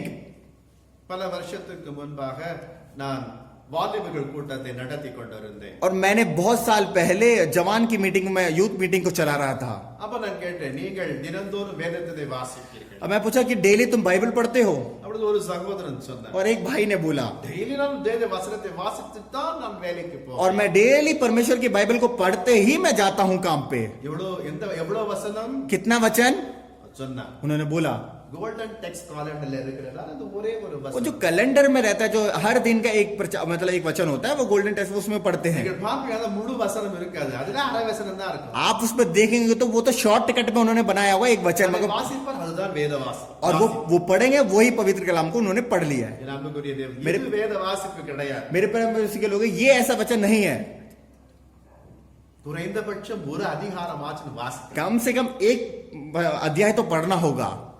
உலகம் சப்தம் நிசப்தத்தோடு கூட காணப்படுகிற அந்த அதிகாலை வேளையிலே जो पूरे लोग शांत रहते उस समय पर सवेरे सवेरे நீங்கள் தேவனை சந்திக்க நிற்க வேண்டும். आप परमेश्वर के सम्मुख में आपको आना होगा. அந்த நாளினுடைய ஓட்டத்திற்கு जो उस दिन में जितने भी आप दौड़ोगे उस समय पर, தேவனை நாம் சந்திக்க வேண்டும். परमेश्वर को हमको मिलना होगा उस समय पर. இன்றைக்கு தேவனை சந்திக்க இயலாத காரியம் என்பது அநேகத்திலே தான் இருக்கிறது. और परमेश्वर के मतलब जानने के लिए बहुत लोगों को नहीं पता. அதெல்லாம் முடியாத காரியம். यार वो नहीं हो पाता. பாஸ்டர் உங்களுக்கு வேலை வெட்டில நீங்க அந்த வேலை செய்யுங்க. पास्टर जी तुम्हारे तो कुछ काम ही नहीं है, आपको कुछ नहीं पता. எங்களுக்கு வேலை இருக்கிறது. मुझे काम है. ஆபீஸ்ல போனா அவன் மேனேஜருக்கு பதில் சொல்லணும். ऑफिस में जाएंगे तो मुझे मैनेजर में बात करना है, उससे जवाब देना है, கிளர்க்கு பதில் சொல்லணும். क्लर्क को जवाब देना है. அவர் இதை கொண்டு வா அதை கூட சொல்ல எங்களுக்கு எவ்வளவு டென்ஷன் वो ये लेके आ, वो लेके आ, मुझे हमारे लिए कितना परेशानी होती है. உங்களுக்கு என்ன இருக்கிறது? आपको क्या है என் அன்புக்குரிய தேவ ஜனங்களே, मेरे प्यारे मसीह के लोगों. ஜார்ஜ் வாஷிங்டன் என்று சொல்லப்படுகிறவர் और जॉर्ज वॉशिंगटन के नाम के एक नामक அமெரிக்க ஐக்கிய நாட்டின் பிரசிடென்டா और இருந்தார். अमेरिका के वो प्रेसिडेंट थे. பிரசிடென்ட்னா எவ்வளவு வேலை இருக்குன்னு உங்களுக்கே தெரியும். प्रेसिडेंट होता है तो कितने प्रकार के काम उनके जीवन में அவர் होता है. அதிகாலையிலே वो सुबह सुबह தேவ சமூகத்திலே வந்து நிற்பார். परमेश्वर के सम्मुख में आते हैं. இன்றைக்கு எனக்கு வேண்டிய அந்த ஞானத்தை தாரும். वो आज पूरे दिन चलाने के लिए मुझे ज्ञान दीजिए. அவரோடு கூட பேசின பிறகு தான் தன் காரியத்தையே ஆரம்பிப்பார். और परमेश्वर से बात करने के बाद ही अपने काम को वो शुरू करते हैं. நாம் எல்லாம் எப்படி? हम सब लोग कैसे?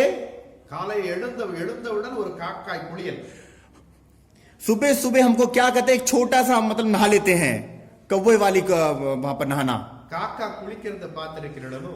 कौवे जो नहाते आपको पता है, डुबकी मारना. உடனே இப்படி இப்படி பண்ணி அவருக்கு सिर्फ 2 डुबकी मारना, सर हो गया, परफ्यूम डाल दिया. வாலிபர்களுடைய குளியல் அப்படித்தான் இருக்கிறது. और जवान की मतलब नहाना ही ऐसी है. சோப்பு போட்டு குளிக்கிறாங்களோ இல்லையோ, குளிச்ச பிறகு சென்ட் போட்டுக்கிடுவாங்க. साबुन डाल रहे नहीं डाल रहे, मगर उनके बैग में हमेशा परफ्यूम रहेगा. ஹalleluya. हालेलुया. இன்றைக்கு பெண்களை விட இளம் வாலிபர்கள் அநேக மேக்கப் செய்கிறார்கள். आज लड़कियों से ज्यादा जवान लड़के ही ज्यादा मेकअप करते हैं. ஒரு ஹalleluya சொல்லுங்க. हालेलुया बोलेंगे. சொல்லித்தான் அவன் வழியில். आप हालेलुया बोलना ही होगा. यही நீங்கள் உங்களை அலங்கரித்துக் கொள்ளுங்க, தப்பு என்று சொல்லவில்லை. आप अपने आप के स्मार्ट हो जाइए, आप अच्छी तरह कर लिए, मेकअप करिए, कुछ मैं मना नहीं कर रहा. அதுக்கு முன்ன தேவ சமூகத்திலே வந்து நில்லு. उसके बीच में आप परमेश्वर के सम्मुख में बैठिए. இரண்டாவதாக दूसरा, எரேமியா தீர்க்கதரிசி சொல்லுகிறார். यिर्मयाह की पुस्तक, எரேமியாவின் புஸ்தகத்திலே यिर्मयाह बसते हो जो कहते 6ஆம் हैं அதிகாரம் 6 अध्याय 16வது வசனம் சொல்லுகிறது. और 16 वचन कहता है, வழிகளிலே நின்று जो मार्गों में रुक कर, பூர்வ பாதைகள் எவைகள் என்று जो जितने भी पाद है उसमें से கேட்டு விசாரித்து सुनकर जानकर, நல்ல வழி எது என்று कौन सा अच्छा रास्ता जानकर பார்த்து அதிலே நடவுங்கள். उसको देखकर उसमें चलिए. ஹalleluya. हालेलुया. ஆண்டவர் சொல்லுகிற வார்த்தை இளைஞர்களுக்கு பிடிக்கவே பிடிக்காது. परमेश्वर के वचन जितना भी जवान लोगों को मिलता है उनको पसंद ही नहीं आता. இன்றைய விசுவாசிகள் புதிய சிந்தனைகள், आज विश्वासी के लिए एक नया प्रकार की सोच, புதிய வழிகள் नया मार्ग, எது என்று பேசிக்கொண்டு यही बात करके चलकर, நலமான பல பழையவைகள் எல்லாவற்றையும் ஓரம் கட்டி और விடுகிறார். जितने भी कोई अच्छे कामों को वो सारा मतलब अलग रख देते हैं. இன்றைய விசுவாசிகள் அப்படித்தான். பழசெல்லாம் வேணாம், இந்த பழைய கீர்த்தனை பாடலாம் வேண்டாம் பாஸ்டர். और जो आज के विश्वासी क्या बोलते हैं, मतलब जो पुराने जो अच्छे अच्छे गीत होते हैं पास वो नहीं चाहिए, वो बोरिंग गाना. लोग करके गाते रहेगा. நல்ல பெட்மான்ஸ் பாடை பாடும். और अच्छा एक ब्रेकमान के गीत को गाएंगे, ஜான் ஜெபராஜ் பாடை பாடும். जॉन जेबराज के गीत को गाएंगे. அதான் குச்சி குச்சி பாட वो முடியும். कूद के गाते हैं. நீங்க உட்கார்ந்து தாளம் தட்ட சொல்றீங்க, எங்களால முடியாத. तुम तो आप तो बैठ के सिर्फ मतलब वो ताली बजाने के लिए बोलते हो. ட்ரெண்ட் மாறணும். ट्रेंड बदलना है. ஒரு அல்லேலூயா சொல்லுங்க. एक हालेलुया बोलिए. हालेलुया। இன்றைய வாலிபர் அப்படித்தான் और இருக்கிறீர்கள். आज के जवान ऐसे ही हो. அந்த நாட்களிலே அந்த கீர்த்தனை பாடல்கள் வந்து பாடினாலே போதும், அதிலே நிறைய வசனங்கள் இருக்கும். और उस समय के गीत जो पुराने पुराने गीतों आप वो गाओगे तो अपना आप उसी में ये वचन ही है. என் அன்புக்குரியவர்களே, और मेरे प्यारे मसीह के लोगों, பூர்வ பாதைகள் ஒவ்வொன்றும் நாம் எல்லாவற்றையும் மெச்சி நடக்க வேண்டிய நல்ல வழிகள் உண்டு. और जितने भी प्रकार के जो रास्ता है उसमें चलने के लिए एक अच्छा रास्ता भी उसमें है. இதை நாம் மறந்து விடக்கூடாது. ये हमको भूलना नहीं होगा. இப்பொழுதோ अभी வழி நடக்கிற யாவரும் जो भी चलता है वो सब लोग அதை எப்படியா பயன்படுத்துகிறார்கள் वो என்றால், कैसे प्रयोजन करते हैं. இதெல்லாம் இந்த நாள்ல எல்லாம் இது நடைமுறைக்கு வராது. यार आज के स्टेटस में आज के दिन में ये सब कुछ नहीं हो पाएगा. இதெல்லாம் पास्टर. தகர்த்து போடுங்க. ये सब निकाल दीजिए. இதெல்லாம் போடு, இதெல்லாம் ஓல்டு மாடல். ये तो गोल्ड मॉडल है, ये सारा छोड़ दे. ओल्ड मॉडल है, सॉरी. அப்படி என்று சொல்லி சபைகளிலே கூட மாற்றத்தை வர வேண்டும் என்று நினைக்கிறார்கள். और कलीसिया में एक बदलावट आने के लिए सोचते हैं. தேவ சபையிலே வரும் பொழுது पर- பக்தி விருத்தி காணப்பட வேண்டும். परमेश्वर के भवन में जब आते हो भक्ति के साथ परमेश्वर के चरणों में आपको आना होगा. அந்த இடத்துல ஒரு புறத்திலே ட்ரம் செட் இருக்க வேண்டும், ரெண்டு பேர் கிட்டார் எடுத்து வாசிக்க வேண்டும், एक तरफ पे ड्रम सेट होना चाहिए, दो बंदे गिटार बजाना होना चाहिए, ஒரு பாடல் குழுவினர் இருக்க और एक வேண்டும். एक मतलब कॉय टीम होनी चाहिए साइड में. எல்லாம் இருந்தா தான் சர்ச். और ये सब होगा ही चर्च. எப்ப பார்த்தாலும் கையை தட்டிக்கிட்டே இருக்கிறீங்க. और सब लोग बदला ताली बजाते ही रह रहे ஒரு हो. மாற்றம் வர வேண்டும். एक बदलावट आना चाहिए पास्टर जी.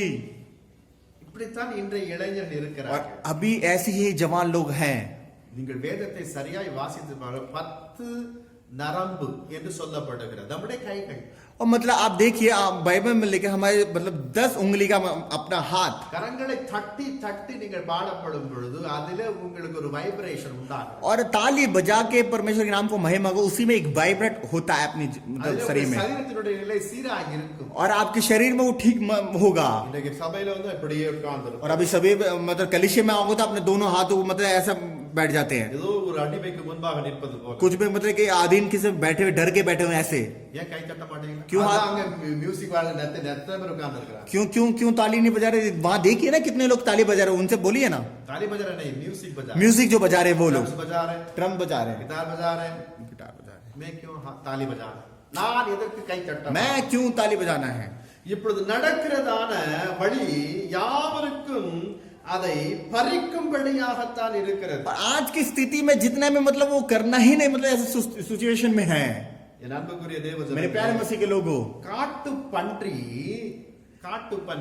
जो मतलब जंगल में जो सुअर घूमते हैं, உழுது போடுகிறதான வெளியின் மிருகங்கள் உழுதுவாங்க, உழவு செய்வாங்க. और जो वहां पर डालते हैं वो जंगल में जो चीजों को, அதாவது பயிரிடுகிறதா உழவு போட்டு இருக்கிற मगर उनको भोजन देने के लिए वो जो होता है, கேட்டில வந்து உழவு हल चलाते समय पर இதெல்லாம் செய்திருக்கும் போது ये जो करते हैं, இந்த காட்டு பன்றி என்ன செய்யுமா? जो जंगल के सुअर क्या करते हैं, அது வந்து எல்லாவற்றையும் சீரழித்து விடும். वो सब नाश कर देता है उस चीजों को. இன்றைய வாலிபர்கள் காட்டு பன்றி போலத்தான் இருக்கிறார். और आज के जवान मतलब जंगल के सुअर ही हैं. நமக்கு திட்டவில்லை, मैं तुम्हें गलत नहीं बोल रहा. நீங்கள் ஒப்பிட்டு பாருங்க. आप अपने आप को जांच के देखिए. வேதம் சொல்லுகிறது, वचन कहता है, சங்கீதம் 80ஆம் அதிகாரத்திலே वचन संगीता 80 अध्याय में 12-13 வீட்டுல போய் வாசித்து பாருங்க. 12 और 13 अपने घर पे जाके पढ़ के देखिए. தோட்டத்தை சுற்றி காவலாக இருக்கும் அடைப்புகள், जो जितने भी मतलब खेत में जब भी वो जो सामना करते हैं उसमें, அதாவது ஃபென்ஸ் போடுறது, वहां पर वो डक जाते हैं, डक लेते हैं सेफ्टी के लिए. அகற்றப்பட்டால் वो सब निकाल देंगे तो, அந்த தோட்டம் என்ன ஆகும்? வெளியாரா இருக்கும். और वो बगीचा क्या हो जाएगा? वो बाहर हो जाएगा. காட்டு பன்றிகள் வந்து நுழைவதற்கு அது சாகணும். और पूरा बाहर जो सुबह सारे आ जाएंगे उस समय पर. நம்முடைய தோட்டம் எல்லாம் அந்த காட்டு பன்றியினால அழிந்து போய், और हमारा सारा बगीचा वो सुअर की वजह से नाश हो जाएगा. கடல் அலைகள் உள்ளே புகுந்து விடும். और जब पूरा जितना भी मतलब वो पानी आ जाएगा, वो सारा लहरें आ जाएंगे उस समय पर. நியமிக்கப்பட்ட எல்லையை தாண்டும் பொழுது जितना जितना वो लेवल है उसमें हम आगे जाएंगे तो उसको छोड़कर நம்முடைய வாழ்க்கையில் அழிவு வரும். हमारे जीवन में नाश आएगा. ஒரு வாலிபனுக்கு, ஒரு விசுவாசிக்கு ஒரு எல்லை இருக்கு. அந்த எல்லை விட்டு தாண்டப்படும் பொழுது और एक विश्वासी के लिए एक जवान के लिए एक लेवल है, उस चीज से ज्यादा जाएंगे तो வாழ்க்கை முற்றிலுமாய் மாறிவிடும். अपने जीवन पूरा बदल देगा. அது போல वैसे ही தீனாள் என்கிற ஒரு பெண் வேதாகமத்திலே और இருக்கிறார். दीनाल की करके नाम की स्त्री एक बाइबल में है. வாசித்தவர்களுக்கு தெரியும். आप पढ़े हो, आप जानते हो. ஆதியாகம புஸ்தகத்திலே उत्पत्ति की पुस्तक 34ஆம் அதிகாரத்திலே 34वां अध्याय में लिखा हुआ है. அவள் என்ன சொல்லுகிறாள்? वो क्या कह रहे हैं? நான் ஊரை சுற்றி பார்க்க வேண்டும் என்று புறப்பட்டு போகிறாள். और मेरे को घूम के जाना है करके वो जानती है, वो चाहती है. அவள் மீது கண் போட்ட स्नेहம் जो उन्होंने சீகேம் जो सीखेम उसको देखा उस समय पर, அவளை கொண்டு उसको देखकर அவளை போய் தீட்டுப்படுத்தி விடுகிறார். उसको जाके मतलब कुछ बोल कर देते हैं. அவளுடைய வாழ்க்கை தாறுமாறாய் அமைந்து விடுகிறது. उनकी पूरी जीवन बदल देता है नाश में. பெற்றோர்களுடைய ஆலோசனைகள், माता पिता के मतलब वहां पर अधीन, வேதம் கற்று தருகிறதான தேவ கட்டளைகள், और जो परमेश्वर की वचन जो सिखाता, जो आज्ञा, நாம் சரியாய் பயன்படுத்தும் பொழுது நம்முடைய வாழ்க்கை சீராய் இருக்கும். और उसके साथ हम मतलब उसी अनुसार हम चलेंगे तो हमारे जीवन पूरा अच्छी तरह जीवन बिता सकते हैं. அது நமக்கு ஒரு பாதுகாப்பான அரணாய் மாறும். और ये एक पूरा हमारा एक डखा मतलब हो जाता है पूरा परिपूर्ण के साथ. நாம் ஒரு கட்டுப்பாட்டு வளையத்திற்குள் இருக்க வேண்டும். हम एक मतलब एक अधीन के साथ हमको एक बाउंड्री में होना चाहिए. இன்றைக்கு நாம் ஒரு பொருளை வாங்க செல்லும் பொழுது और आज के दिन में हम कुछ सामान लेना चाहेंगे तो ஒரு வட்டத்தை போட்டு இருக்கிறார்கள். एक मतलब उन्होंने मतलब वहां पर एक चारों तरफ की बाउंड्री डाल रखी है, அந்த வட்டத்திற்குள் இருக்க வேண்டும். और उस सर्कल में ही होना होगा. ஒருவர் போன பிறகு இன்னொரு வட்டத்திற்குள் போக एक सर्कल खत्म हो जाएगा, दूसरे उसी सर्कल में जाना होगा. ஏன்? क्यों? அவரிடத்துல இருக்கிறதான வியாதி என்னை தொற்றுக் கொள்ளாத வண்ணமாக உன்- ஒரு வட்டத்திற்குள் இருக்க और வேண்டும். उनके अंदर जो बीमारी है वो हमारे पास ना आने के लिए इसलिए उस सर्कल पे उन्होंने रख रखा है. உங்கள் வாழ்க்கை आपका जीवन கட்டுப்பாடுள்ள வாழ்க்கையாய் இருக்கிறதா, ऐसी बाउंड्री के साथ ऐसे जीवन है அது கட்டுப்பாடு இல்லாத வாழ்க்கையாய் या बिना बाउंड्री के आपकी जीवन है? நீங்களே சிந்திக்க வேண்டும். आप अपने आप को जांच के देखिए. மூன்றாவதாக तीसरा, அங்கு சங்கீதக்காரன் यहाँ சொல்லுகிறார், पर भजन संगीता कहता है, சங்கீதம் 1:1 வாசிக்கும். भजन संगीता का पहला लिखेंगे तो நம்மள எங்க இருக்கிறோம்? हम कहाँ हैं? பரியாசக்காரன் உட்காரவிடத்தில் உட்காரக்கூடாது. जुस्ती के जो लोग बैठते हैं वहां पर ना बैठने के लिए. அப்படி என்றால் நல்ல ஐக்கியத்திலே இருக்க வேண்டும். इसलिए हमको अच्छी संगति में हमको रहना होगा. ஒரு வாலிபன், एक जवान, ஒரு வாலிப ஸ்திரீ एक जवान स्त्री நல்ல ஐக்கியத்தில் இருக்க வேண்டும். एक अच्छे संगति में आपको होना होगा. இருக்க வேண்டும் என்று நீங்கள் இணைந்து கொள்ள வேண்டும். आपका रहना नहीं होगा, आप उन पे जुड़ के रहना होगा. இவன் அப்படிப்பட்டவன், இவன் இப்படிப்பட்டவன், இவன் அப்படி செய்தவன், இப்படி குறை சொல்லுகிற ஐக்கியம் கிடையாது. आप ऐसे मतलब वहां पर चुगली नहीं करना चाहिए. ये ऐसा करना है, ये ऐसा कर, ये ऐसा बोलता है, ये ऐसा बोलता है, वो ऐसा बोलता है, ऐसा नहीं करना आपको. நீங்கள் பக்திக்குரிய வாழ்க்கையில வளர வேண்டுமேயானால் आज भक्ति के रूप में अपने जीवन को बिताना होगा तो ஐக்கியத்திலே இயேசு கிறிஸ்துவை தான் பார்க்க வேண்டும். संगति में सिर्फ यीशु नासरी को देखना होगा, சாத்தானுடைய கிரியைகளை பார்க்க கூடாது. वह शैतान की क्रिया को नहीं देखना. எனவே தான் அங்கு தாவீது தன்னுடைய சங்கீதத்திலே முதலாவது வார்த்தையை அதே சொல்லுகிறார். इसलिए भजन संगीता दाऊद वहां पर कहता है, पहले अध्याय में पहला वचन ही कहता है, பாவிகளுடைய வழிகளிலே நிற்கக்கூடாது. पापी की मंडली में आपको कभी भी नहीं बैठना होगा. என் அன்புக்குரிய தேவஜனங்களே, मेरे प्यारे मसीह के लोगों, தாவீது நமக்கு கற்று தருகிறதான நல்ல ஒரு காரியத்தை நாம் கற்றுக்கொள்ள और வேண்டும். दाऊद ने एक अच्छी तरह हमको समझाया, वो अच्छी तरह हमको सीखना होगा. பாவிகளுடைய வழிகளிலே और நிற்கக்கூடாது. पापी के जो मार्गों में हमको नहीं चलना होगा. வாலிபர்களே, हे जवान, நல்ல ஐக்கியத்தில் இணைந்து கொள்ளுங்கள். अच्छी संगति में रहिए. இயேசு கிறிஸ்துவை நோக்கி பாருங்கள். यीशु मसीह को देखिए. தம்மோடு கூட இருக்கும்படியாக 12 சீஷர்களை அவர் தேர்ந்தெடுத்தார். अपने लोगों के साथ रहने के लिए 12 चेलों को उन्होंने किया प्रयास को. நாம் வேதத்தில் வாயிலாக வாசிக்கிறோம். हम वचन में भी हम पढ़ते हैं. ஐக்கியத்தினுடைய மேன்மையை நாம் உணர்ந்து கொள்ள வேண்டும். संगति का जो महिमा को हमको देखना होगा. दानियल की அந்நிய தேசமாகிய பாபிலோனிலே जो बाबिलोन जो सामने वाले देश वो थे, அடிமையாகத்தான் போனார். वो गुलामी में ही गया था. சாத்ராக், மேஷக், ஆபேத்நேகோ 7 में से आबेद वहां जो लोग இந்த थे, மூன்று நண்பர்களோடு கூட और 3 दोस्तों के साथ जाकर ஜெபிக்கிறவர்களாய் இருந்தபடியா प्रार्थना के वीर थे, इसलिए அந்த ஐக்கியத்திலே தானியேலும் இருந்தார். वो संगति के साथ वो दानियल भी जुड़ गया था. எனவே ஜெயமுள்ள ஒரு வாழ்க்கை அவர்களுக்கு அந்நாட்டிலே ये சாத்தியமாயிருந்தது. लोग जय के जो संगति था वो परमेश्वर ने एक पूरा अच्छी तरह सामर्थ के साथ रखा. தேவ பிள்ளைகள், தேவ ஜனங்களுடைய காணப்படுகிற வாலிபர்கள் இணையும் பொழுது परमेश्वर के नाम को महिमा करने वाले लोग कितने भी जानते जो लोग हैं उसके साथ संगति में रहेंगे तो ஆவிக்குரிய வாழ்க்கை கட்டப்படும். आत्मिक जीवन एक बदलेगा. என் வாழ்க்கையிலே நடந்த ஒரு சம்பவத்தை சொல்லுங்கள். मेरे जीवन में एक बात को हुआ मैं बताऊंगा. நாங்கள் இருந்த பகுதி சுற்றிலும் பிராமின்ஸ். और मैं जहां पर रहता था वहां पर चारों तरफ पूरे ब्राह्मण थे, நான் ஒருவன் மாத்திரம் தான் ரட்சிக்கப்பட்டேன். और मैं एक ही उद्धार पाया हुआ था. கிறிஸ்தவர்கள் யாரும் அங்கு கிடையாது. वहां पर मसीह के लोग तो कोई थे ही नहीं वहां. வேதத்தை வாசிக்கும்போது ஒன்றும் விளங்காது. वचन जो पढ़ेंगे तो मुझे किसी को नहीं समझ आएगा. என்னவென்று கேட்டால் சொல்ல வேண்டிய ஆள் கிடையாது. और क्या करके बोलने वाले कोई पूछने वाले नहीं था. நல்ல விதத்திலே எங்கள் பகுதியிலே ஒரு பாஸ்டர் வந்தார். अच्छे एक पासवान मेरे पास आए ஒரு சபை துவங்கத்தக்க வண்ணமாக. एक कलीसिया स्टार्ट करने के लिए. அவருடைய பரிச்சயம் எனக்கு கிடைத்ததினால் उनके मतलब परिचय मुझे मिला इसलिए. அவர் ஒவ்வொரு புதன்கிழமை எங்கள் வீட்டிற்கு வருவார். और एक बुधवार को हमारे घर पे आते हैं. அவர் வருவதற்கு முன்பாக நான் பல காரியத்தை எழுதி வைத்து கேட்க வேண்டியது எழுதி வைத்திருப்பேன். और वो आने से पहले मैंने बहुत एक नोट पे लिखा था मुझे ये प्रश्न पूछना करके. அவர் வந்து முதலாவது சொன்ன ஒரு 10-15 நிமிஷம் தான் நான் உங்களுக்கு கொடுக்க முடியும். வேறொரு வீட்டில் நான் சந்திக்க வேண்டும். 15 मिनट ही मैं आपके लिए दे सकता हूँ क्योंकि मेरे को दूसरे घर जाना है. அதில் எங்க வீட்டிலே அரை மணி நேரம் சொல்லிட்டு 1 மணி நேரம் கூட ஆயிடும். और मेरे घर पे आधा घंटा 1 घंटा ही हो जाता है. அவருக்கு பழகிடுச்சு. उनको आदत हो गया. இந்த கேட்டு போனா எல்லாம் கேள்வி கேட்பான். ये ऐसे पूछे जाएंगे तो ये सारा प्रश्न पूछेगा. எனக்கும் ஒரு பாஸ்டருக்கு ஒரு ஐக்கியம் இருந்ததினால் और मेरे को एक पासवान का जो संगति था इसीलिए. அந்த ஐக்கியத்திலே பல காரியத்தை அறிந்து கொள்ள முடியும். और ये संगति के साथ बहुत प्रकार की चीजों को मेरे को ज्ञान समझ आया. அதிகரிக்க செய்தார். और विश्वास को ज्यादा से ज्यादा हुआ मेरे को. இன்றைய வாலிபர்கள் அந்த கிறிஸ்தவ வாலிபர்கள் கிறிஸ்தவர்கள் கூட ஐக்கியம் வைத்துக் கொள்ளாத வண்ணமாக உலகத்தாரோடு கூட ஐக்கியம் வைத்துக் கொள்ளுகிறதுனால और आज की मसीह के जो जवान लोग हैं अपने मतलब मसीह के लोग के जवान के साथ संगति नहीं रखते. जो दुनियादारी के जो लोग हैं उसके साथ संगति रहते हैं. इसीलिए எழுப்புதல் தாமதமாகிறது. एक बेदारी एक समय से नाकाम है. உங்களை தேவன் ரட்சிக்கப்படும்படி ஒரு பெரிய திட்டத்தை வைத்திருக்கிறார். जब परमेश्वर ने आपको उद्धार किया था एक बहुत बड़ा एक योजना बना रखा था आपके लिए. இந்த காரியத்தை இந்த சீக்கிரத்திலே செய்து விட வேண்டும். इसके जरिए मेरे को इस काम को मेरे को बहुत जल्दी से जल्द करना है. ஆனால் உங்களுடைய அந்த விசுவாசம் எந்த அளவுக்கு போகிறது என்றால் 100% முதலாவது இருக்கிறது. उस समय पर आपका विश्वास कैसा होता है कि 100% आपका वो होता है. கடந்து போக போக அது குறைந்து கொண்டே और दिन बीता बीता जाता जाता वो परसेंटेज जो मतलब घट जाता है. உன்னை கொண்டு செய்ய வேண்டிய திட்டம் முன் நிமித்தம் தான் தடை வருகிறது. और आपके जरिए जो बेदारी को परमेश्वर करना चाहता है आपके जरिए रुकावट आ रहा है. Hallelujah hallelujah hallelujah hallelujah.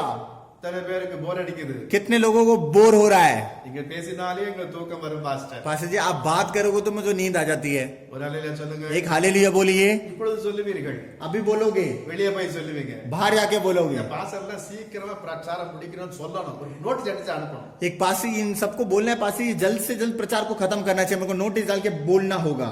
உங்க வீட்டுல சாப்பாடுலாம் பண்ணிட்டு தான் நீங்க வந்திருக்கீங்க. आप सब अपने घर पे खाना बना के आए हो. இன்னும் கொஞ்ச நேரம் இங்கே இருங்க. थोड़ी देर यहीं रहिए आप सब. நேரமானாலும் பரவாயில்லை. टाइम होगा भी कोई बात नहीं. கொஞ்சம் சத்தியத்தை கேட்டுட்டு போங்க. तो सत्य के बात को जानकर आप जाइए. ஒரு வேளைக்கு போக வேண்டாம் இப்பே போயிடலாம். आपको जाना है तो अभी चले जाइए. ஒரு மணி நேரம் ஆயிடுச்சா?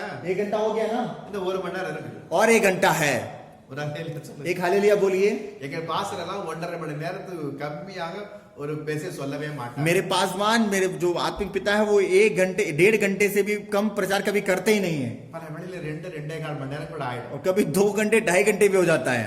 ஹalleluya हालेलुया. அது கேட்டதினால் தான் இன்றைக்கு அந்த விசுவாசத்திலே என்னால் நிற்க முடிகிறது. और वो बातों को मैंने सुना है इसीलिए परमेश्वर के नाम मेरे को ज्ञान मिल रहा है. உங்களுக்கு எல்லாம் எப்படி?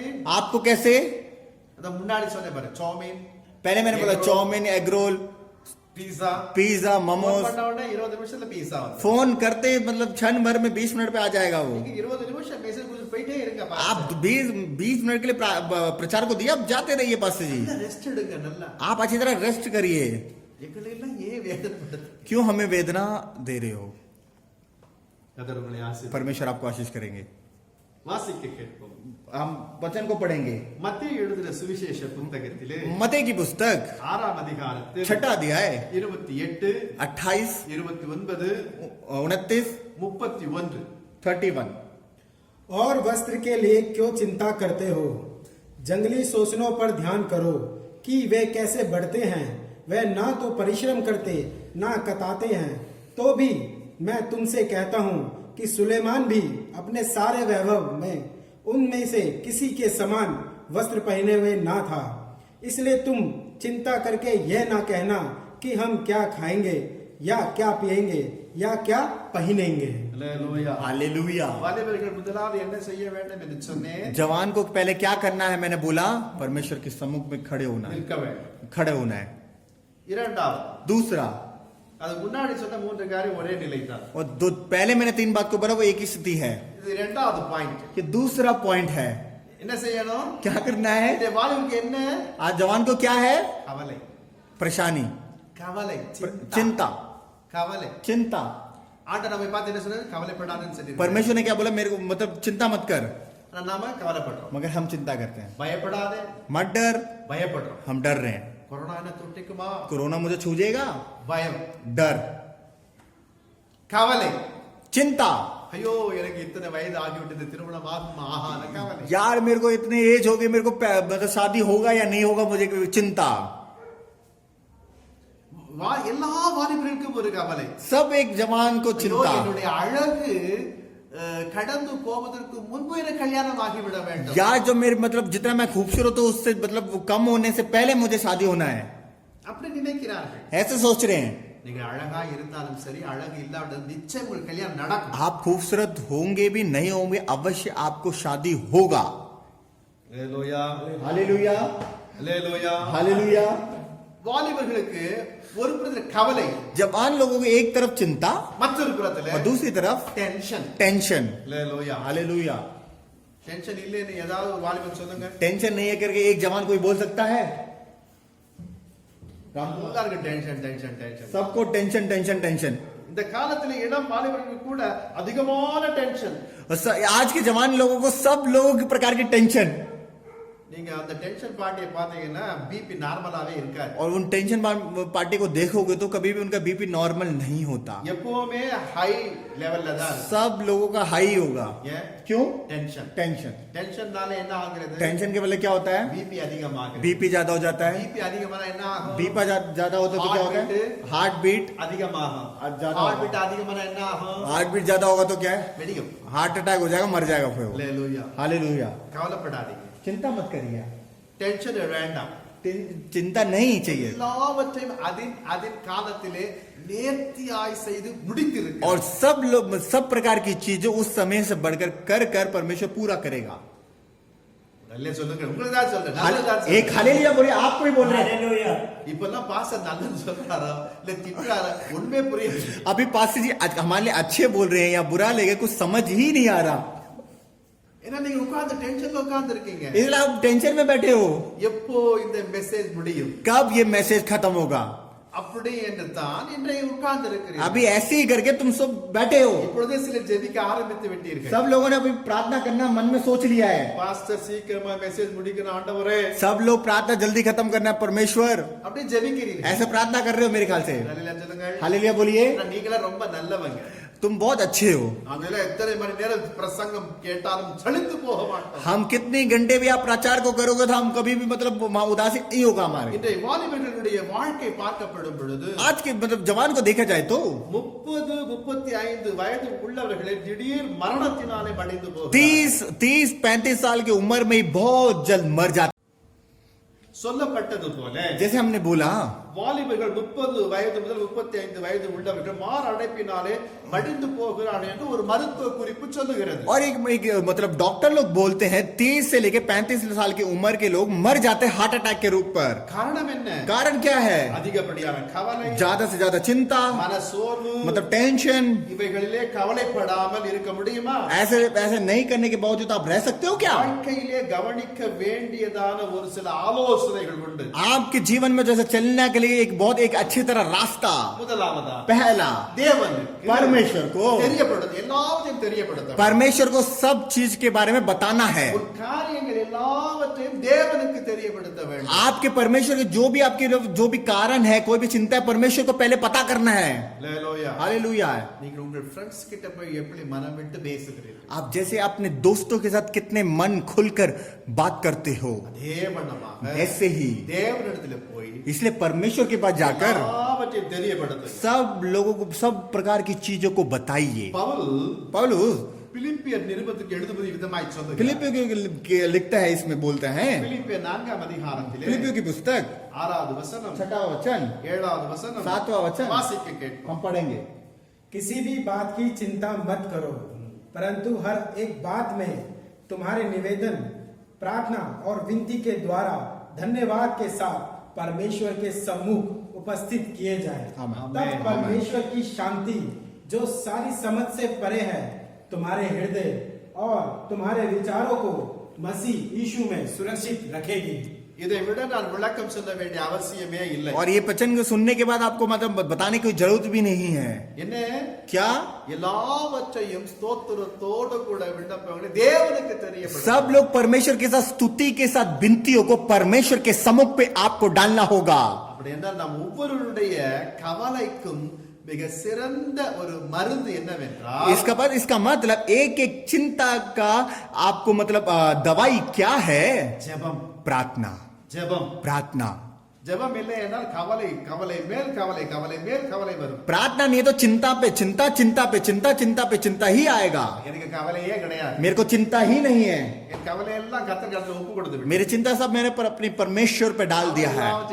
सब लोग वो देख लेंगे. हालेलुया. हालेलुया.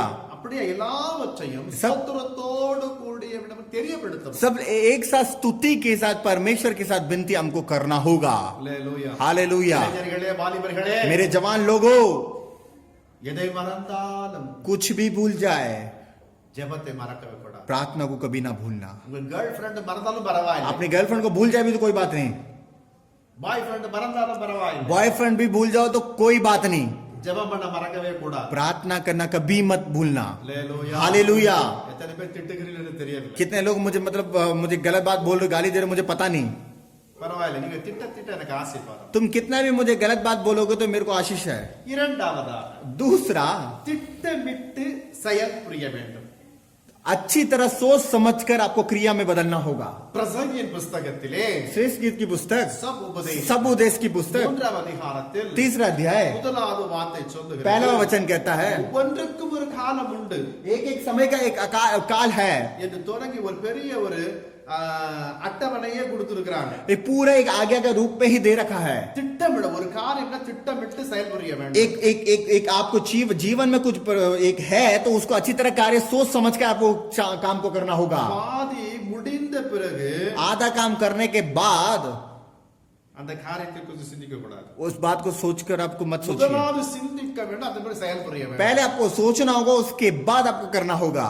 எந்த நேரத்திலே எப்படி செய்து முடிக்க வேண்டும், कौन सी स्थिति में क्या हमको करना करके वो सोचना होगा. என்று எண்ணி திட்டமிட்டு செயல்படுதல் தான் வெற்றிக்கு ஆதாரம். अच्छी तरह सोच समझकर उस काम को करेंगे तो यही एक अच्छा विजय के रूप में होता है. தேவனுடைய சிருஷ்டிப்பை பார்த்தால் परमेश्वर की सृष्टि को देखेंगे तो 5 நாட்களிலே எல்லாவற்றையும் சிருஷ்டித்து விட்டார். और 5 दिन में बहुत प्रकार सब चीजों में काम को पूरा कर दिया है. 6வது நாட்களிலே और छठावा दिन में क्या किया? மனுஷனை உருவாக்கி मनुष्य को उत्पन्न किया. அல்லேலூயா சொல்லுங்க. एक हालेलुया बोलेंगे. 6வது நாட்களிலே யார் உருவாக்கப்பட்டார்கள்? छठे दिन में कौन उत्पन्न हुए? मनुष्य. बोलिए மனுஷன். मनुष्य. இப்ப மனுஷன் எத்தனாவது நாட்கள் உற்பத்தி ஆனா? और मनुष्य மனுஷி और मनुष्य कितने दिन में उत्पन्न हुई? कौन से दिन में? 7वें. நீங்களா சொல்லுங்க தெரியும். 8वां दिन, 9वां दिन, 10वां दिन, एक हफ्ते के बाद उसी दिन जाना. उसी दिन बस हाँ? उसी दिन 8वां दिन. நம்ம நீங்க எல்லாம் வேத விற்பனர்கள். तुम तो बहुत बड़े बाइबल पे ज्ञानी हो.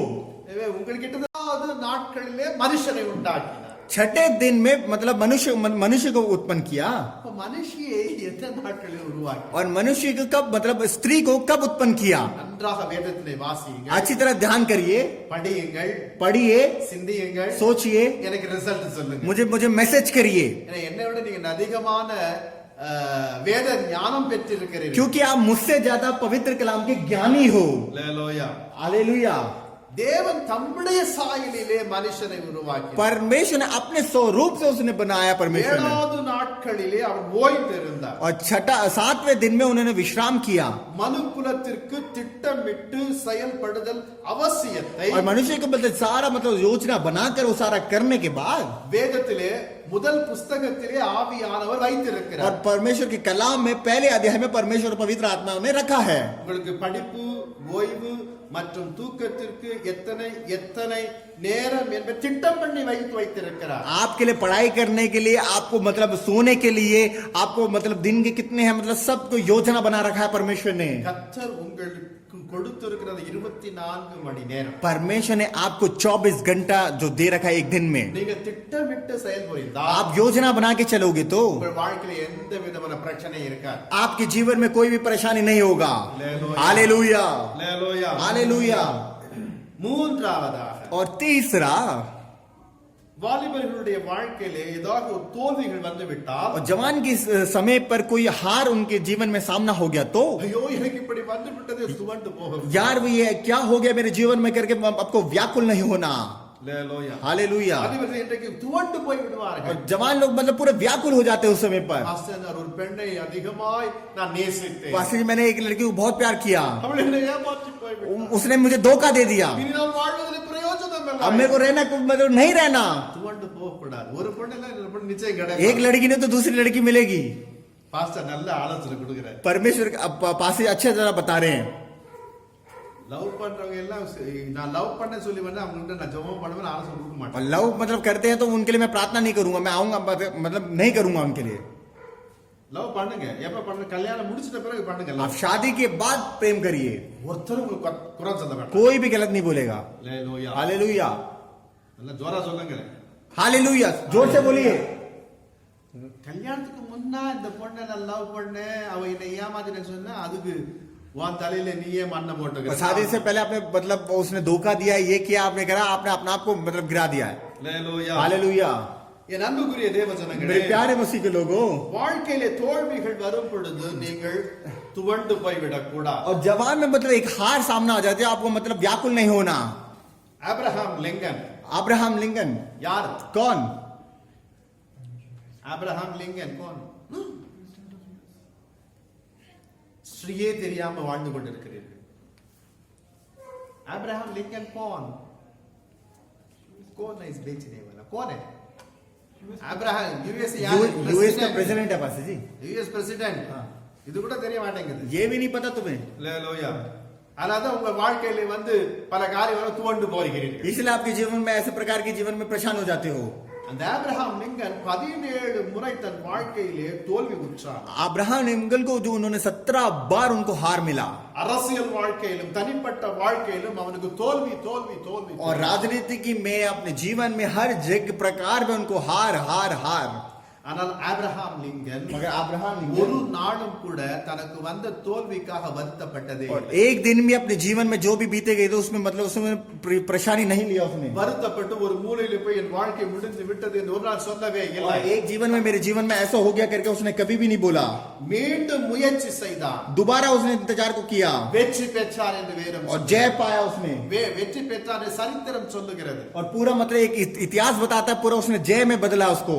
வேதத்திலே சீமோன் பேதுரு என்று ஒரு சீஷன் இருந்தால் நீங்கள் और அறிவீர்கள். शिमोन पतरस के नाम के मतलब एक अच्छा चेला था மீன் பிடிப்பதிலே நல்ல அனுபவம் தேர்ச்சி எக்ஸ்பீரியன்ஸ் நிறைய இருந்தது. और बहुत एक्सपीरियंस था उसको मछली मतलब पकड़ने के लिए. ஒரு நாள் அவனுடைய முயற்சி தோல்வியிலே முடிந்தது. और एक दिन में उसको हार का सामना किया தோல்வியில் முடிந்தது என்று அவன் சோர்ந்து உட்காரவில்லை. और हार के बाद वो मतलब बैठा नहीं उसी से இயேசு में. கிறிஸ்துவின் வார்த்தையின்படியே यीशु मसीह के साथ ही முழு இருதயத்தோடு पूरे हृदय के साथ கர்த்தரிலே நம்பிக்கை வைத்து परमेश्वर के साथ भरोसा कर कर வலையை வீசினான். जाल को फेंका 2 படகுகள் அமிழத்தக்க வேண்டுமா மீன் கிடைத்தது. और मतलब पूरे भर कर जाल से भर कर वैसे मछली उसको मिला. வேதம் சொல்லுகிறது. वचन कहता है நீதிமொழிகள் புஸ்தகத்திலே नीति वचन में 3ஆம் அதிகாரத்தில் 3रा वचन में 5வது வசனம் 5वां 6வது வசனம் 6वां. வீட்டில் போய் வாசித்து பாருங்க. आप घर पे पढ़ के देखिए बाद में. நான் சீக்கிரமா முடித்து விடுங்கள். யாரும் வேதனை அடைய வேண்டாம். मैं जल्दी खत्म हो जाऊंगा, जल्दी वेदना मत करिए. எல்லாரும் ஒருவர் அப்படியே வந்து மோக ஆக்டிங் பண்ணுகிறீர்கள். एक एक को देख के मतलब आप एक एक्टिंग कर रहे हो जल्दी से खत्म करने के लिए. உங்களுடைய எல்லா ஆக்டிங் நான் பார்த்திருக்கிறேன். ஏன்னா உங்களை போல இருந்து வந்தவன் தான் நான். நீங்க என்னென்ன பண்ணுறது எல்லாம் தெரியும். आप अभी भी क्या एक्टिंग कर रहे हो, क्या सोच रहे हो, मुझे अच्छी तरह पता, क्योंकि आपके जमाने में ही मैं आया हूँ. உன் சுயத்தின் மேல் சாயாமல் आप अपने सोच में मत रहिए. உன்னுடைய சுயத்தின் பேரிலே நீங்க சாய்ந்து போக आप अपने आप स्वरूप पे मत रहिए. उसी முழு समय இருதயத்தோடு पूरे अपने हृदय की गहराई से கர்த்தரிலே நம்பிக்கையாயிருங்கள். परमेश्वर से भरोसा रखिए. உங்கள் வழிகளில் எல்லாம் அவரை நினைத்துக் கொள்ளுங்கள். आप अपने रास्ते में परमेश्वर के ध्यान करिए. அப்பொழுது உங்களுடைய பாதை तब आपको परमेश्वर के रास्ता में தேவன் செவ்வாய்ப்படுத்தும். परमेश्वर हरियाली करेगा. அல்லேலூயா. हालेलुया, அல்லேலூயா. हालेलुया. நான்காவதாக चौथा, திருப்தி உள்ள மனதோடு கூட இருங்கள். எல்லா திருப்தியான ஒரு மனதோடு கூட இருங்க. अपने हृदय में हरदम से एक तृप्त मिलाए करके आप सोचते रहिए. கொஞ்சமா இருந்தாலும் பரவாயில்ல, நிறைய இருந்தாலும் थोड़ा सा तृप्त हो तो कोई बात नहीं, बड़ा आपको तृप्त मिला तो कोई बात नहीं. உங்கள் இடத்திலே இல்லாததை நினைத்து நினைத்து வெதும்பி சோர்ந்து போவதை விட்டு விடுங்கள். आप अपने आप को सोच कर मतलब नहीं है करके सोचकर वो छोड़ दीजिए उस चीज को. நம்மிடமுள்ள ஆசீர்வாதங்களை எண்ணி பார்த்து आपके पास जो आशीष है उसको गिन कर தேவனுக்கு நன்றி செலுத்திக் கொண்டே இருங்க. परमेश्वर को धन्य कहते रहिए. ஈத்த வீட்டுக்காரன் எல்இடி டிவி வாங்கிட்டான், நான் வாங்கவே இல்லை. या सामने वाले एलईडी टीवी ले लिया, मुझे भी नहीं, मैंने नहीं लिया यार. அவன் பெரிய ஃப்ரிட்ஜ் வாங்கிட்டான், நான் வாங்கவில்லை. उसने एक बड़ा फ्रिज ले लिया यार, मैंने नहीं लिया यार. அவன் வந்து ஆடி கார் புக் பண்ணிட்டானே, நான் வாங்க புக் பண்ணவில்லை. उसने ऑडी कार बुक कर लिया, मैंने नहीं किया. இப்படி எல்லாம் மத்தவங்களை பார்த்து பொறாமப்படாதீங்க. ऐसा सबको देख कर आप जलन मत करिए. அவர்களிடத்துல இல்லாத ஒன்று உங்களிடத்துல ஒன்று இருக்கு. उनके पास जो नहीं है वो आपके पास एक है. என்னது? वो क्या है? यीशु मसीह. हालेलुया. हालेलुया. அது நமக்கு போதும். ये वो बहुत है हमारे लिए. ஆடி கார் வேண்டாம், हमें ऑडी कार नहीं चाहिए, எனக்கு இயேசு இருந்தால் போதும். हमें यीशु है तो काफी है. பாட்டு பாடுறாங்கல்ல, हम गीत को गाते रहे ना, இயேசு போதுமே. हम गाते ना यीशु काफी है. என்னைக்கா நினைச்சு பாத்துறீங்களா? कभी आप सोच के देखा है क्या? அப்ப ஏன் வெதும்பி திருப்தி இல்லாத ஒரு வாழ்க்கை வாழுகிறீர்கள்? क्यों तृप्ति के साथ नहीं जी रहे अपने जीवन को? அவனுக்கு வந்து பொண்டாட்டி ரொம்ப அழகா இருக்கா, எனக்கு வந்து பொண்டாட்டி இப்படியா இருக்காளே. यार उनके पास जो बीबी आई वो इतनी खूबसूरत है, मेरे पास जो बीबी आई है वो तो खूबसूरत ही नहीं है. வாலிபர்கள் என்னிடத்தில் வந்து சொன்னதை நான் சொல்லுகிறேன். जवान लोग मेरे पास आके बोला है वो मैं बोल रहा हूँ. அல்லேலூயா. हालेलुया. திருமணம் ஆன பிறகு இப்படி பேசினே இருக்கிற பொண்டாட்டியும் போயிட்டான். मतलब शादी के बाद ऐसे आप बोलोगे तो वो जो लड़की है वो भी भाग जाएगी. திருமணம் ஆன பிறகு அது போதும், தேவன் கொடுத்தது கொடுத்திருக்கிறார், நல்லதுதான் கொடுத்திருக்கிறார். परमेश्वर ने जो दिया है वो ठीक ही दिया है. கருப்பு காலா, சிகப்பு இதெல்லாம் பார்க்காதீங்க. काला गोरा ऐसा मत देखिए. வேதம் சொல்லுகிறது, वचन कहता है என் நேசர் கருப்பா இருந்தாலும் களையா இருக்கிறார். हमारा परमेश्वर काला भी होगा तो एक बहुत अच्छा है. என்னுடைய நேசர் என்னுடைய நேசர் என்று சொல்வது இந்த சுனேமித்தியார் இயேசுவை குறித்து சொல்லுகிறார். அவர் என் நேசர் கருப்பாய் இருக்கிறார், களையா இருக்கிறார், அழகா वहां पे सिलेबस भी बोलती है कि मेरा परमेश्वर काला भी हो तो परमेश्वर एक बहुत खूबसूरत है. அல்லேலூயா. हालेलुया. என் அன்புக்குரிய தேவ ஜனங்களே, मेरे प्यारे मसीह के लोगों, வீட்டிலே நடந்த சம்பவம். घर पे एक बात को हुआ. தன்னுடைய சகோதரிகளுக்கு ஒரு கொஞ்சம் அதிக விலையான ஒரு செப்பலை வாங்கி கொடுத்தார் அவங்க அப்பா. और अपने बेटे के लिए एक अच्छा मतलब एक अच्छा पैसे में अच्छा एक मतलब चप्पल दिलाया उनको. அதை விட அதிகப்படியான விலையில ஒரு செப்பல் வாங்கி கொடுக்க வேண்டும். और उससे भी ज्यादा मुझे रेट में मुझे चाहिए करके वो जिद. செப்பலிலே ஒரு சண்டை. चप्पल में एक लड़ाई. எது வாங்கினாலும் ரிச்சா தான் வாங்க வேண்டும். कुछ भी होगा तो रिच के साथ है. ஒரு நாள் एक दिन ஒரு முடவனை பார்த்தாள். एक मतलब एक बुजुर्ग को देखा, அதாவது लंगड़े को देखा थोड़ी सी. அவனால் செருப்பு போட முடியாத நிலைகள். और उसके पास मतलब उसके पास वो पैर मतलब चप्पल नहीं पहन सकता. அவனை பார்க்கும் பொழுது தனக்கு கிடைத்த செப்பல் அதை விட விலை உயர்ந்ததாய் கண்பட்டது. और उनको देखा तो उसके पास जितना भी उससे ज्यादा महंगा पड़ रहा था. அப்போதான் உணர்ந்தாள்.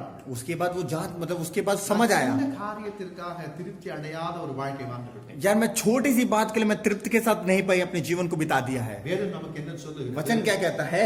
1 தீமோத்தேயுவின் புத்தகம் पहला तिमोथी की पुस्तक 6ஆம் அதிகாரத்தில் 6 अध्याय में 6வது வார்த்தை சொல்லுகிறது. 6 वचन कहता है, என்ன சொல்லுகிறது? क्या कहता है? போதும் என்ற மனதுடனே கூட தேவ பக்தி மிகுந்த ஆதாயம். बस करके बोलना ही परमेश्वर के आत्मा से बहुत एक अच्छी बात है. அதுவே போதும் என்ற நிலை திருப்தி ஒரு நிலை இருக்க வேண்டும். उसी में तृप्त हमारे साथ होना चाहिए. உங்களிடத்துல எல்லா காரியத்திலும் திருப்தி இருக்கிறதா? हम आपको सब चीजों में एक तृप्ति है क्या? இருக்குதா? है क्या? இங்க இப்படி செய்வீங்க? ஆமா திருப்தி. यहाँ तुम सब सर हिलाओगे हाँ करके. இதுல வீட்டுல வெளியே படாது. ஏன் இதுல திருப்தி இல்லை, இதுல எல்லாம் திருப்தியே கிடையாது. बाहर जाके बोलो तो यार ये मेरे पास तृप्त नहीं है, ये मेरे पास तृप्त नहीं है. அப்படி சொல்லக்கூடியவர்தான் நீங்க. ऐसे बोलने वाले हो तुम हो. எல்லாம் சொல்லுங்க. एक हालेलुया बोलेंगे. சொல்லுங்க சொல்லுங்க பரவாயில்ல. बोलिए हालेलुया. கர்த்தரை மகிமைப்படுத்துகிறீர்கள் ஐயா. परमेश्वर को महिमा करिए यार. ஹalleluya. இப்படி எல்லாம் பேசினா எங்க கர்த்தரை மகிமைப்படுத்துறது? ऐसे सब बोलोगे तो कहाँ बोलेंगे हम? 5வது 5वां, உண்மை உள்ளவர்களாக இருங்க. सच्चाई के साथ रहिए. ஒன்று சொல்லப்படுவது எல்லாருக்கும் பெரிய வேதனையா இருக்கிறது. और बताए ऐसे सच्चाई की बात बोले सबको वेदना ही है. ஒரு 10 நிமிஷம் முடிச்சிருவேன். मैं 10 मिनट पे समाप्त कर दूंगा. கவலைப்பட வேண்டாம். आप बेचिंता रहिए. உங்கள் வாழ்க்கையில் நீங்க உண்மையாயிருங்க. आपके जीवन में सच्चाई के साथ रहिए. கவலையற்ற வாழ்க்கைக்கு चिंता के साथ जो जीवन, கவனிக்க வேண்டிய மற்றொரு முக்கியமான ஒரு காரியம், वो ध्यान करने वाला जो चीज, நீங்கள் உண்மை உள்ளவர்களாயிருங்க. आप अपने साथ रहिए. நீதிமொழிகள் சொல்லுகிறது, नीति वचन कहता है 28ஆம் அதிகாரம் 28 अध्याय 20வது வார்த்தை 20वां சொல்லுகிறது, वचन कहता है கொஞ்சத்தில் உண்மை உள்ளது. थोड़े में सच्चाई रहो. கொஞ்சத்திலே உண்மை உள்ளது. थोड़े में सच्चाई रहो. உண்மை உள்ள மனுஷன் जो सच्चाई के साथ जो मनुष्य பரிபூர்ண ஆசீர்வாதத்தை பெறுவான். परिपूर्ण के साथ आशीष को प्राप्त करेगा. கொஞ்சம் உண்மை, थोड़ा सच्चा, பரிபூர்ணமான ஆசீர்வாதம். परिपूर्ण के साथ चंगाई. உண்மையா இருக்க முடியுதா? सच्चाई के साथ रह पाओगे? உங்களுக்கே நீங்கள் உண்மையா இருப்பதில்லை. आप अपना आप पे ही सच्चाई नहीं रहोगे, மத்தவங்களுக்கு வேணாம். दूसरे को नहीं. உங்களுக்கு நீங்கள் உண்மையா இருக்கிறீர்களா? दूसरे के लिए आप सच्चाई के साथ हो. दूसरे के साथ नहीं, உங்களுக்குள்ளே आप अपना आप के साथ सच्चाई हो. இருக்கிறீங்களா? है क्या? உங்க மனசாட்சியை சொல்லும். அவ- அவன காரியத்தை குற்றப்படுது, மனசாட்சியை சொல்லும். आप अपना आप को जाकर के देखिए. ஜெபத்தில் உண்மை இல்லை, வேதவாசிக்கு உண்மை, ஐக்கியத்தில் உண்மை இல்லை, प्रार्थना में सच्चाई नहीं है, मतलब बाइबल पढ़ने में सच्चाई नहीं है, किसी चीज में सच्चाई नहीं है, பேசுவதிலே உண்மை இல்லை, और दूसरे के साथ बात करने में सच्चाई வேலை नहीं செய்கிற है, இடத்துல உண்மை இல்லை. जहाँ पे बात करते हैं वहाँ सच्चाई नहीं है. உங்களை நீங்கள் ஆராய்ந்து आप பாருங்கள். अपना आप को जांच के देखिए. அல்லேலூயா. हालेलुया. எனவே தான் வேதம் சொல்லுகிறது, इसलिए वचन कहता है கொஞ்சத்தில் உண்மை உள்ளவனை அநேகத்தில் ஆசீர்வாதமாய் வைப்பேன். जो थोड़े में सच्चा है वो अधिक में सच्चा होगा. வேதம் என்ன சொல்லுகிறது? वचन क्या कहता है? அநேகத்திற்கு அதிகாரியாய் और வைப்பேன். सब बहुत ज्यादा से ज्यादा तो अधिकार के रूप में रहेगा. நீங்கள் உண்மையா இருப்பீர்களே, आप सच्चाई के साथ रहोगे तो இப்பொழுது நீங்கள் இருக்கிற அந்த நிலையிலிருந்து आप अपने जो रहते हो जो स्थिति में उसमें பன்மடங்கு நீங்கள் உயருவீர்கள். बहुत प्रकार के अंग में आप बढ़ोगे. அல்லேலூயா. हालेलुया. எனவே கவலைப்படாத. आप बेचिंता रहिए. முதலாவது நிற்கணும் திறப்பிலே, पहले परमेश्वर காலையிலே வந்து நிற்கணும். पहले परमेश्वर के समूह में सुबह आपको खड़ा होना है, இரண்டாவது கவலை இல்லாமல் और இருக்கணும். दूसरा चिंता के साथ नहीं रहना, கடைசியா और अंत में ஒரு அல்லேலூயா சொல்லுங்க. एक हालेलुया बोलिए. நல்லா சொல்லுங்க அல்லேலூயா. अच्छी तरह बोलिए हालेलुया. பின்னானவைகளை மறந்து जो पीछे होगी बात को उसको भूलकर முன்னானவைகளை நாடி செல்ல வேண்டும். जो आगे जो होगी उस बात को लेके चलिए. போனதெல்லாம் போட்டு விட்டு போயிட்டே இருங்க. जो चले गए वो खत्म है, उसको आगे हुआ है उसको चलते ஒரு रहिए. கிறிஸ்தவனுடைய வாழ்க்கையிலும் एक एक मसीह के जीवन में கிறிஸ்துவுக்கு முன் கிறிஸ்துவுக்கு பின் என்ற ஒரு நிலை இருக்கு. मसीह के आगे मसीह के पीछे एक स्थिति होगा. கிறிஸ்துவுக்கு முன்னாடி நான் எப்படி இருந்தேன், கிறிஸ்து வந்த பிறகு எப்படி இருந்தேன். मसीह के जीवन के पहले मैं कैसे था, उसके बाद मैं कैसा हूँ. கிறிஸ்துவை சொந்த ரட்சகராக ஏற்றுக்கொண்ட பிறகு என்னுடைய வாழ்க்கை परमेश्वर के उद्धार पाने के बाद मेरी जीवन ஆசீர்வாதமாய் காணப்பட்டது. आशीष के साथ था. இயேசு கிறிஸ்து ஏற்றுக்கொள்ளாத வாழ்க்கை நாற்றம் எடுத்த ஒரு வாழ்க்கை. यीशु मसीह के मतलब जीवन में हमको सब नहीं था, तब हमारे जीवन एक बदबू के समान था. உங்கள் வாழ்க்கையினுடைய நிகழ் காரியத்தை, आपके जीवन में जो जीवन की உங்கள் बात வாழ்க்கையில் हो, என்ன நடந்து கொண்டு இருக்கிறதோ तो आपके जीवन में जो क्या हो रहा है அதை தேவன் தான் உங்களுக்கு கொடுத்து கொண்டு இருக்கிறார். वो परमेश्वर ही आपको दे रहा है. முன்னம் நீங்கள் செய்த தவறு, பாவம், கேடு எல்லா காரியத்தையும் தேவன் மன்னித்து और விட்டார். पीछे जो भी अपने काम को किया वो सारे परमेश्वर ने माफ कर दिया आपको, மறந்தும் விட்டார். और भूल भी गया. நாமும் அதே நிலைகளிலே காணப்பட வேண்டும். और हम भी उसी स्थिति में रहना होगा. நம்முடைய வாழ்க்கை முற்றிலுமாக பழைய வாழ்க்கை மறந்து போகணும். हमारे जीवन जो पहले की वजह सब में बदल के भूलना होगा, அதை நினைத்து பார்க்க वो கூடாது. सोच के नहीं देखना होगा. அப்போ தேவன் என்னை மன்னித்தார், तब परमेश्वर हमको माफ किया, நானும் மன்னிக்க வேண்டும். मुझे भी माफ करना है. அல்லேலூயா. हालेलुया. இந்த மன்னிக்கிற மனப்பாங்கு வந்து விட்டாலே போதும். अब जी मन जो माफ करने के वाला हृदय आज गया तो वही काफी है. நீங்கள் எப்படியாய் மாறுவீர்கள்? कैसे बदलोगे? தேவனுக்கு பிரியமானவனாய் மாறி परमेश्वर के प्रिय बन जाओगे. அதே நேரத்திலே முன்னால் சவாலிட்டு நிற்கின்றதான எத்தனையோ காரியங்களை और उस मतलब आपके सामने करने वाले बहुत भी चीजों को கருத்திலே வைத்து கவனமாக செயல்புரிய வேண்டும். आप अपने आप को हृदय में रखे अच्छी तरह जांचना होगा. எனவே தான் பவுல் சொல்லுகிறார், यही पौलुस कहता है, முன்னானவைகள் பின்னானவைகளை மறந்து முன்னானவைகள் நாடி ஓட जो வேண்டும். पीछे हुआ है उसको भूल कर आगे आपको दौड़ते हुए जाना है. நேற்று ரட்சிக்கப்பட்ட ஒருவர் कल एक उद्धार पाए हुए लोग வாழ்விலே இன்று ஆவிக்குரிய முன்னேற்றம் காணப்பட வேண்டும். आज के आत्मिक जीवन में आपको आगे बढ़ना होगा. ஏனெனில் क्योंकि எதுவுமே कोई भी தேங்கி நின்றால் कोई भी मतलब रुक जाता है நாற்றம் வரும். वो बदबू हो जाएगा. ஒரு தண்ணி ஒரு இடத்துல இருக்குமே ஆனால் एक पानी एक जगह में रहता है तो ஒரு வாரம் கழிச்சு அங்க நாற்றம் எடுக்கும், एक मतलब एक हफ्ते होने के बाद उसके पे बदबू आएगा, அந்த இடத்துல கொசுக்கள் வரும், वहां पर मच्छर आएंगे, பல காரியங்கள் நடக்கும். बहुत प्रकार होगा वहां पर. எனவே நீங்கள் தேங்கி வைத்துக் கொள்ள கூடாது. इसीलिए वहां पर इकट्ठा आपको नहीं रखना उस जगह पर. அது அந்த காரியம் இல்லையே முடிந்து மேலும் மற்றொரு காரியத்தை நீங்கள் தியானம் செலுத்தி கடந்து போகலாம். और वो सबको छोड़ के उसको ध्यान रख के आपको चलना होगा. இரண்டாவதாக दूसरा, நெருங்கி நிற்கிறதான பாவத்தை விட்டு ஓட வேண்டும். और जो उस पाप को छोड़कर आपके जो आपके पास जो पाप है उसको छोड़कर निकलना होगा. நீங்கள் எல்லா பாவத்தை விட்டு இருக்கலாம், अब सब पाप को छोड़ दिया होगा, எல்லாம் போயிருக்கிற நீங்கள் நினைத்திருக்கலாம். सब चले गए करके बोल சில सोचो. பாவம் को जो पाप உங்களை நெருக்கி இருக்கும். जो वो कुछ पाप आपके पास ही रहेगा. வேடனுடைய கண்கள், अब जो मतलब एक आंख, வேடன் வேடன் வேடனுக்கு என்ன बोलते हैं? இந்த வேட்டையாடுவாங்கல்ல, या जो मतलब लड़ते हैं, அது ஒரு जानवर को जाके शिकार शिकार शिकार, शिकार जो करते हैं, அவன் வந்து உயிர் உள்ளவரை பிடிக்க வேண்டும் தான் நினைப்பான். जो शिकारी करता है, जो जिंदा है उसी पे वो प्रयास करता है मारने के உயிர் உள்ள लिए. பறவை பிடிக்க வேண்டும், உயிர் உள்ள மிருகத்தை और பிடிக்க வேண்டும். जिंदा जिंदा पक्षी को पकड़ना, जिंदा जानवर को पकड़ना है करके. விடுதலை பெற்ற தேவ பிள்ளைகள் जो मतलब छुटकारा पाए हुए जो लोग हैं, கீழே விழுவதற்கு பிசாசு பல உருவிலே வருவான். अब मतलब उसको नीचे गिराने के लिए बहुत प्रकार की चीजों में शैतान आएगा. மிக கவனத்தோடு கூட आपको बहुत जागृत के साथ பகுத்து அறிந்து अच्छी तरह जानकर இந்த சூழ்நிலைகளையும் वो मतलब वो प्रचार मतलब उस समय को, பாவத்திலே என்னை விட தள்ளுகிறதான தூண்டுதலையும் वो पाप पे जो मुझे गिरा देता उस चीजों को உதறி தள்ளிவிட வேண்டும். उसको भगाना चाहिए. இன்றைக்கு அநேக பரிசுத்த ஆவியை பெற்ற வாலிபர்கள் விழுந்து போவதற்கு காரணம் இதுதான். और बहुत बड़े पवित्र आत्मा को जो पाए हुए लोग जो गिर जाते हैं यही है,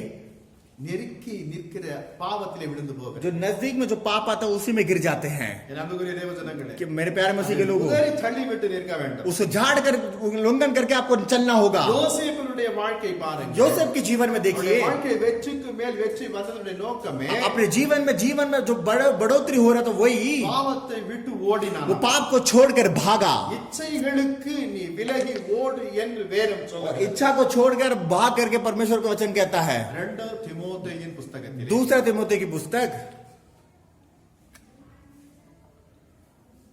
2ஆம் அதிகாரத்தில் दूसरा वचन 22வது வசனம் சொல்லுகிறது. 22वां वचन कहता है. दूसरा अध्याय का 22वां वचन. நீங்க வீட்டுல போய் आप வாசிங்க. घर पे पढ़ के देखिए. 1 கொரிந்தியர் புத்தகத்திலே पहला कुरिन्थियों की पुस्तक 6ஆம் அதிகாரத்தில் 6 अध्याय 18வது வசனம் 18 சொல்லுகிறது. वचन कहता है, வேசித்தனத்திற்கு விலகி ஓடு. जो वेशी की जो आत्मा होता है उसको छोड़कर भाग. அல்லேலூயா. हालेलूया. வாலிபர்களே, ये जवान, உங்களை நெருக்கி இருக்கிற பாவத்தை உதறி தள்ளிவிட்டு ஓடு. आपके पास जो पाप, जो आपके नजदीक में जो पाप है उसको छोड़कर भागो. கடைசியாக अंत में அழியும் ஆத்துமாக்களை நினைத்து நீ ஓட வேண்டும். जो नाश होने वाली आत्मा है उनको देखकर आपको उसको और उसके के पास साथ भागना है.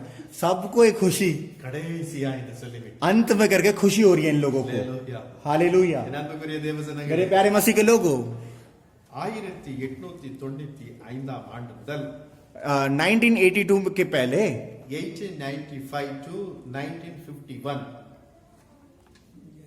இந்த இடைப்பட்ட காலத்திலே इस समय पर ஆண்டவரை தன் சொந்த ரட்சகராக ஏற்றுக்கொண்ட परमेश्वर को अपने उद्धार कर्ता करके मानकर தேசத்தை விட்டு अपने देश को छोड़कर இந்தியாவுக்கு வந்து इंडिया को आकर ஆயிரக்கணக்கான பெண்களுடைய வாழ்க்கையை காப்பாற்றினவர்கள் बहुत प्रकार की स्त्रियों को अपने जीवन बचाया उन्होंने. Amy Carmichael. Amy Carmichael, இந்த அம்மையார் எங்கிருந்து வந்தாங்க? ये कौन आए?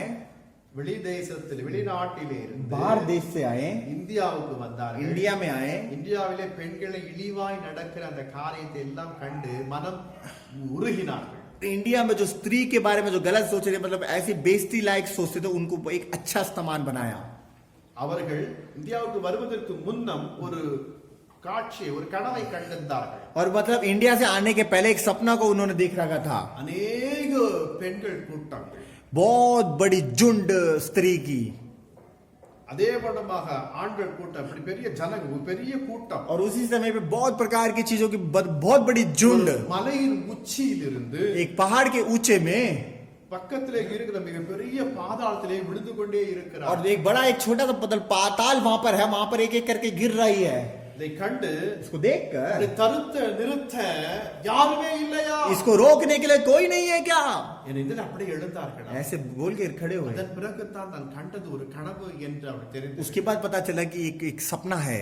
அந்த குரல் ஒரு குரல் அவர் கேட்டார்கள். एक आवाज को सुना. இந்த குரலை கேட்டு என்ன வந்தது? ये सुनकर क्या हुआ? இவர்களுக்காக நான் யாரை அனுப்புவேன்? इसके लिए मैं कौन किसको भेजूंगा? இவர்களுக்காக நான் யாரை அனுப்புவேன்? इसके लिए मैं कौन भेजूंगा? இதை கர்த்தர் உங்களை பார்த்து கேட்கிறார். परमेश्वर आपको देख के बोल रहे हैं. உங்களுக்கு முன்பாக அழிந்து போகிறதான ஆத்துமாக்களுக்கு आंखों के सामने जो नाश हो रही है, जो आत्मा के लिए ராஜ்யத்தை குறித்து பிரசங்கிக்கத்தக்க வேண்டாம். परमेश्वर राज्य के बताने के लिए प्रसन्न, நான் யாரை அனுப்புவேன்? मैं किसको भेजूंगा? வெளிநாட்டிலே வாழ்ந்து கொண்டிருக்கிறதான जो बाहर के देश जो रहते हैं, எமிகார் மைக்கேல் हेमिकार माइकल தென்னகத்திற்கு வந்து जो दक्षिण भारत में जो दक्षिण भारत में आकर திருநெல்வேலி மாவட்டத்தில் जो मतलब तिरुनेलवेली में மிகப்பெரிய ஒரு பள்ளிக்கூடத்தை ஆரம்பித்தார். एक बहुत प्रकार के मतलब वहां पर स्कूल को बनाया है. இன்றைக்கும் இருக்கிறது. आज भी है. அநேக கிறிஸ்தவ மிஷனரிகளுடைய பிள்ளைகள் அங்கு படித்துக் கொண்டிருக்கிறார்கள். आज की जो जितने भी मिशनरी है वहां पर उन्होंने स्टार्ट करके रखा है. அவர்கள் தங்கள் வாழ்க்கை கர்த்தருக்கு ஒப்பு கொடுத்தார். वो अपने जीवन में मतलब उन्होंने अपनाया अपने जीवन को. வாலிபனே வாலிப சகோதரியே சகோதரனே, हे मेरे बेटे, हे मेरे भाई, இயேசுவுக்காக உங்கள் வாழ்க்கை ஒப்பு கொடுக்க முடியுமா? यीशु मसीह के लिए अपने जीवन को बिता सकते हो क्या? இயேசு நான் யாரை அனுப்புவேன்? यीशु मसीह मैं किसको भेजूंगा? இது கேட்கிற கேள்விகளுக்கு உங்களால் பதில் உரைக்க முடியுமா? इसके उत्तर आपको दे सकते हो क्या? உங்களால் என்னால் பதில் கொடுக்க முடியும். நான் போகிறேன் என்று சொல்வீர்களா? आप अपना आप उत्तर दे सकते हो कि मैं वहां पर जा सकता हूं तो? நீங்கள் இருக்கின்ற இடத்திலேயே முழங்கால் படியிட்டுக் கொள்ள. अभी आप जहां पर हो वहां पर अपने घुटने टेक के प्रार्थना करिए. நான் உங்களுக்காய் ஜெபிக்கிறேன். मैं आपके लिए प्रार्थना करेंगे. எல்லோரும் கண்களை மூடுங்கள். हम सब लोग प्रार्थना करेंगे. அன்பின் தகப்பனே, मेरे प्यारे मसीह के लोगों, வாலிபர்கள் எந்த நிலைகளிலே இருக்க வேண்டும் என்று நீ और சொன்னீர். जवान कौन सी स्थिति में है पर आप अच्छी तरह जानते हो. அதிகாலையிலே உம்முடைய சமூகத்திலே நிற்க வேண்டும். सुबह सुबह आपके सम्मुख में खड़े होना है परमेश्वर. தங்கள் வாழ்க்கையில எந்த விதமான கவலை இல்லாத வண்ணமாய் கர்த்தருக்கு அந்த ஸ்தோத்திரத்தோடு கூட தெரியப்படுத்த उनके जीवन में कभी भी चिंता नहीं होना चाहिए परमेश्वर. அதே வண்ணமாக वही परमेश्वर. அழிந்து போகிறதான ஆத்துமாக்களை கர்த்தருடைய ராஜ்யத்துக்கு சரியாய் வழிநடத்தக்கூடிய மாற வேண்டும் என்று சொன்னீர். और जो नाश होने वाली चीजों को परमेश्वर, जो लोगों को, आत्माओं को परमेश्वर उनके पास जाकर परमेश्वर आपके नाम की महिमा करने के लिए आप बताया है. முன்னானவைகளை மறந்து முன்னானவைகளை நாடி ஓட और வேண்டும். पीछे वाले को छोड़कर आगे जो भाई है उसको जाना होगा. இந்த வாலிபர்கள் எல்லாம் கேட்டிருக்கிறார்கள் அப்பா. परमेश्वर जवान सब सुने हैं परमेश्वर. கேட்டதை கேட்டதோடு கூட நின்று விடாதபடி जैसे सुने हैं परमेश्वर वैसे ही नहीं, அது தங்கள் வாழ்க்கையிலே அபியாசப்படுத்திக் கொண்டு अपने जीवन में अभ्यास कर कर இனி வருகிற நாட்களில் உடைய நாமத்தின் மகத்துவத்திற்கு நிற்க நிறுதவி जो செய்யும். आने वाले समय में परमेश्वर आपके नाम की महिमा करने के लिए आगे खड़ा करिए परमेश्वर. வெளிதேசத்திலே வாழ்ந்ததான எமிகார் மைக்கேல் அம்மையார் जो एमिकार जो बड़े बाहर देश में जो रहते थे वो लोग, இந்தியாவிற்கு வந்து பல நற்கிரியைகளை செய்தது போல इंडिया में जैसे आए थे वो लोग वैसे ही இந்த வாலிப சகோதரனையும் வாலிப சகோதரியும் உடைய கரத்தில் கீழாய் கொண்டு वो வருகிறார். जवान बेटे को, जवान बेटी को आपके चरणों में लेके आते हैं. யாரெல்லாம் தங்கள் மனதிலே என்ன நிர்ணயம் எடுத்திருக்கிறார் நீர் कोई भी அறிந்திருக்கிறீர்கள். आप इसी समय पे कौन से निर्णय लिया आप अच्छी तरह जानते हो प्रभु. இனி வருகிற நாட்கள் இவர்களுடைய கரத்தில் இருக்கிறது. आप इनके जो काम है आप सब इनके हाथ में है. இவர்களை கொண்டு நீர் என்ன செய்ய திட்டமிட்டு और வைத்திருக்கிறீர்கள். इनके जरिए आपने क्या योजना को बना रखा है அதை சரியாய் நீர் செய்யும். वो ठीक से करिए. நீர் அப்படியே செய்கிறபடியால் உமக்கு आप ऐसा कर रहे हो प्रभु, आपके धन्यवाद हो. ஒவ்வொருவருடைய கரத்தில் கீழாய் கொண்டு एक एक आपके चरणों में लेके आते हैं உம்முடைய परमेश्वर. ஆணி பாய்ந்த கரத்தை நீட்டி தொடும். आप अपने कील्टों के हाथों को छूइए परमेश्वर. ஆசீர்வதியும். आशीष देके இந்த परमेश्वर. செய்தியை ஆண்டவரே இத்தனை நேரம் அமைதலோடு கூட இருந்து கேட்ட ஒவ்வொரு சகோதரனையும் சகோதரியும் பிள்ளைகளையும் பெரியவர்களை ஆசீர்வதிக்கவே ஆசீர்வதிக்கும்படியாய் ஜெபிக்கிறேன். और इस प्रचार को परमेश्वर भय भक्ति के साथ सुना है परमेश्वर. उनके बेटे बेटियों को, कुटुंब को परमेश्वर उनको आशीष ही करिए परमेश्वर. யாருக்கு என்ன தேவைகள் இருக்கு அந்த தேவைகளை சந்தி और क्या क्या उनके जीवन में जरूरत है उनको तृप्त करिए और पूरा करिए परमेश्वर. முற்றிலுமாய் சமாதானத்தோடு கூட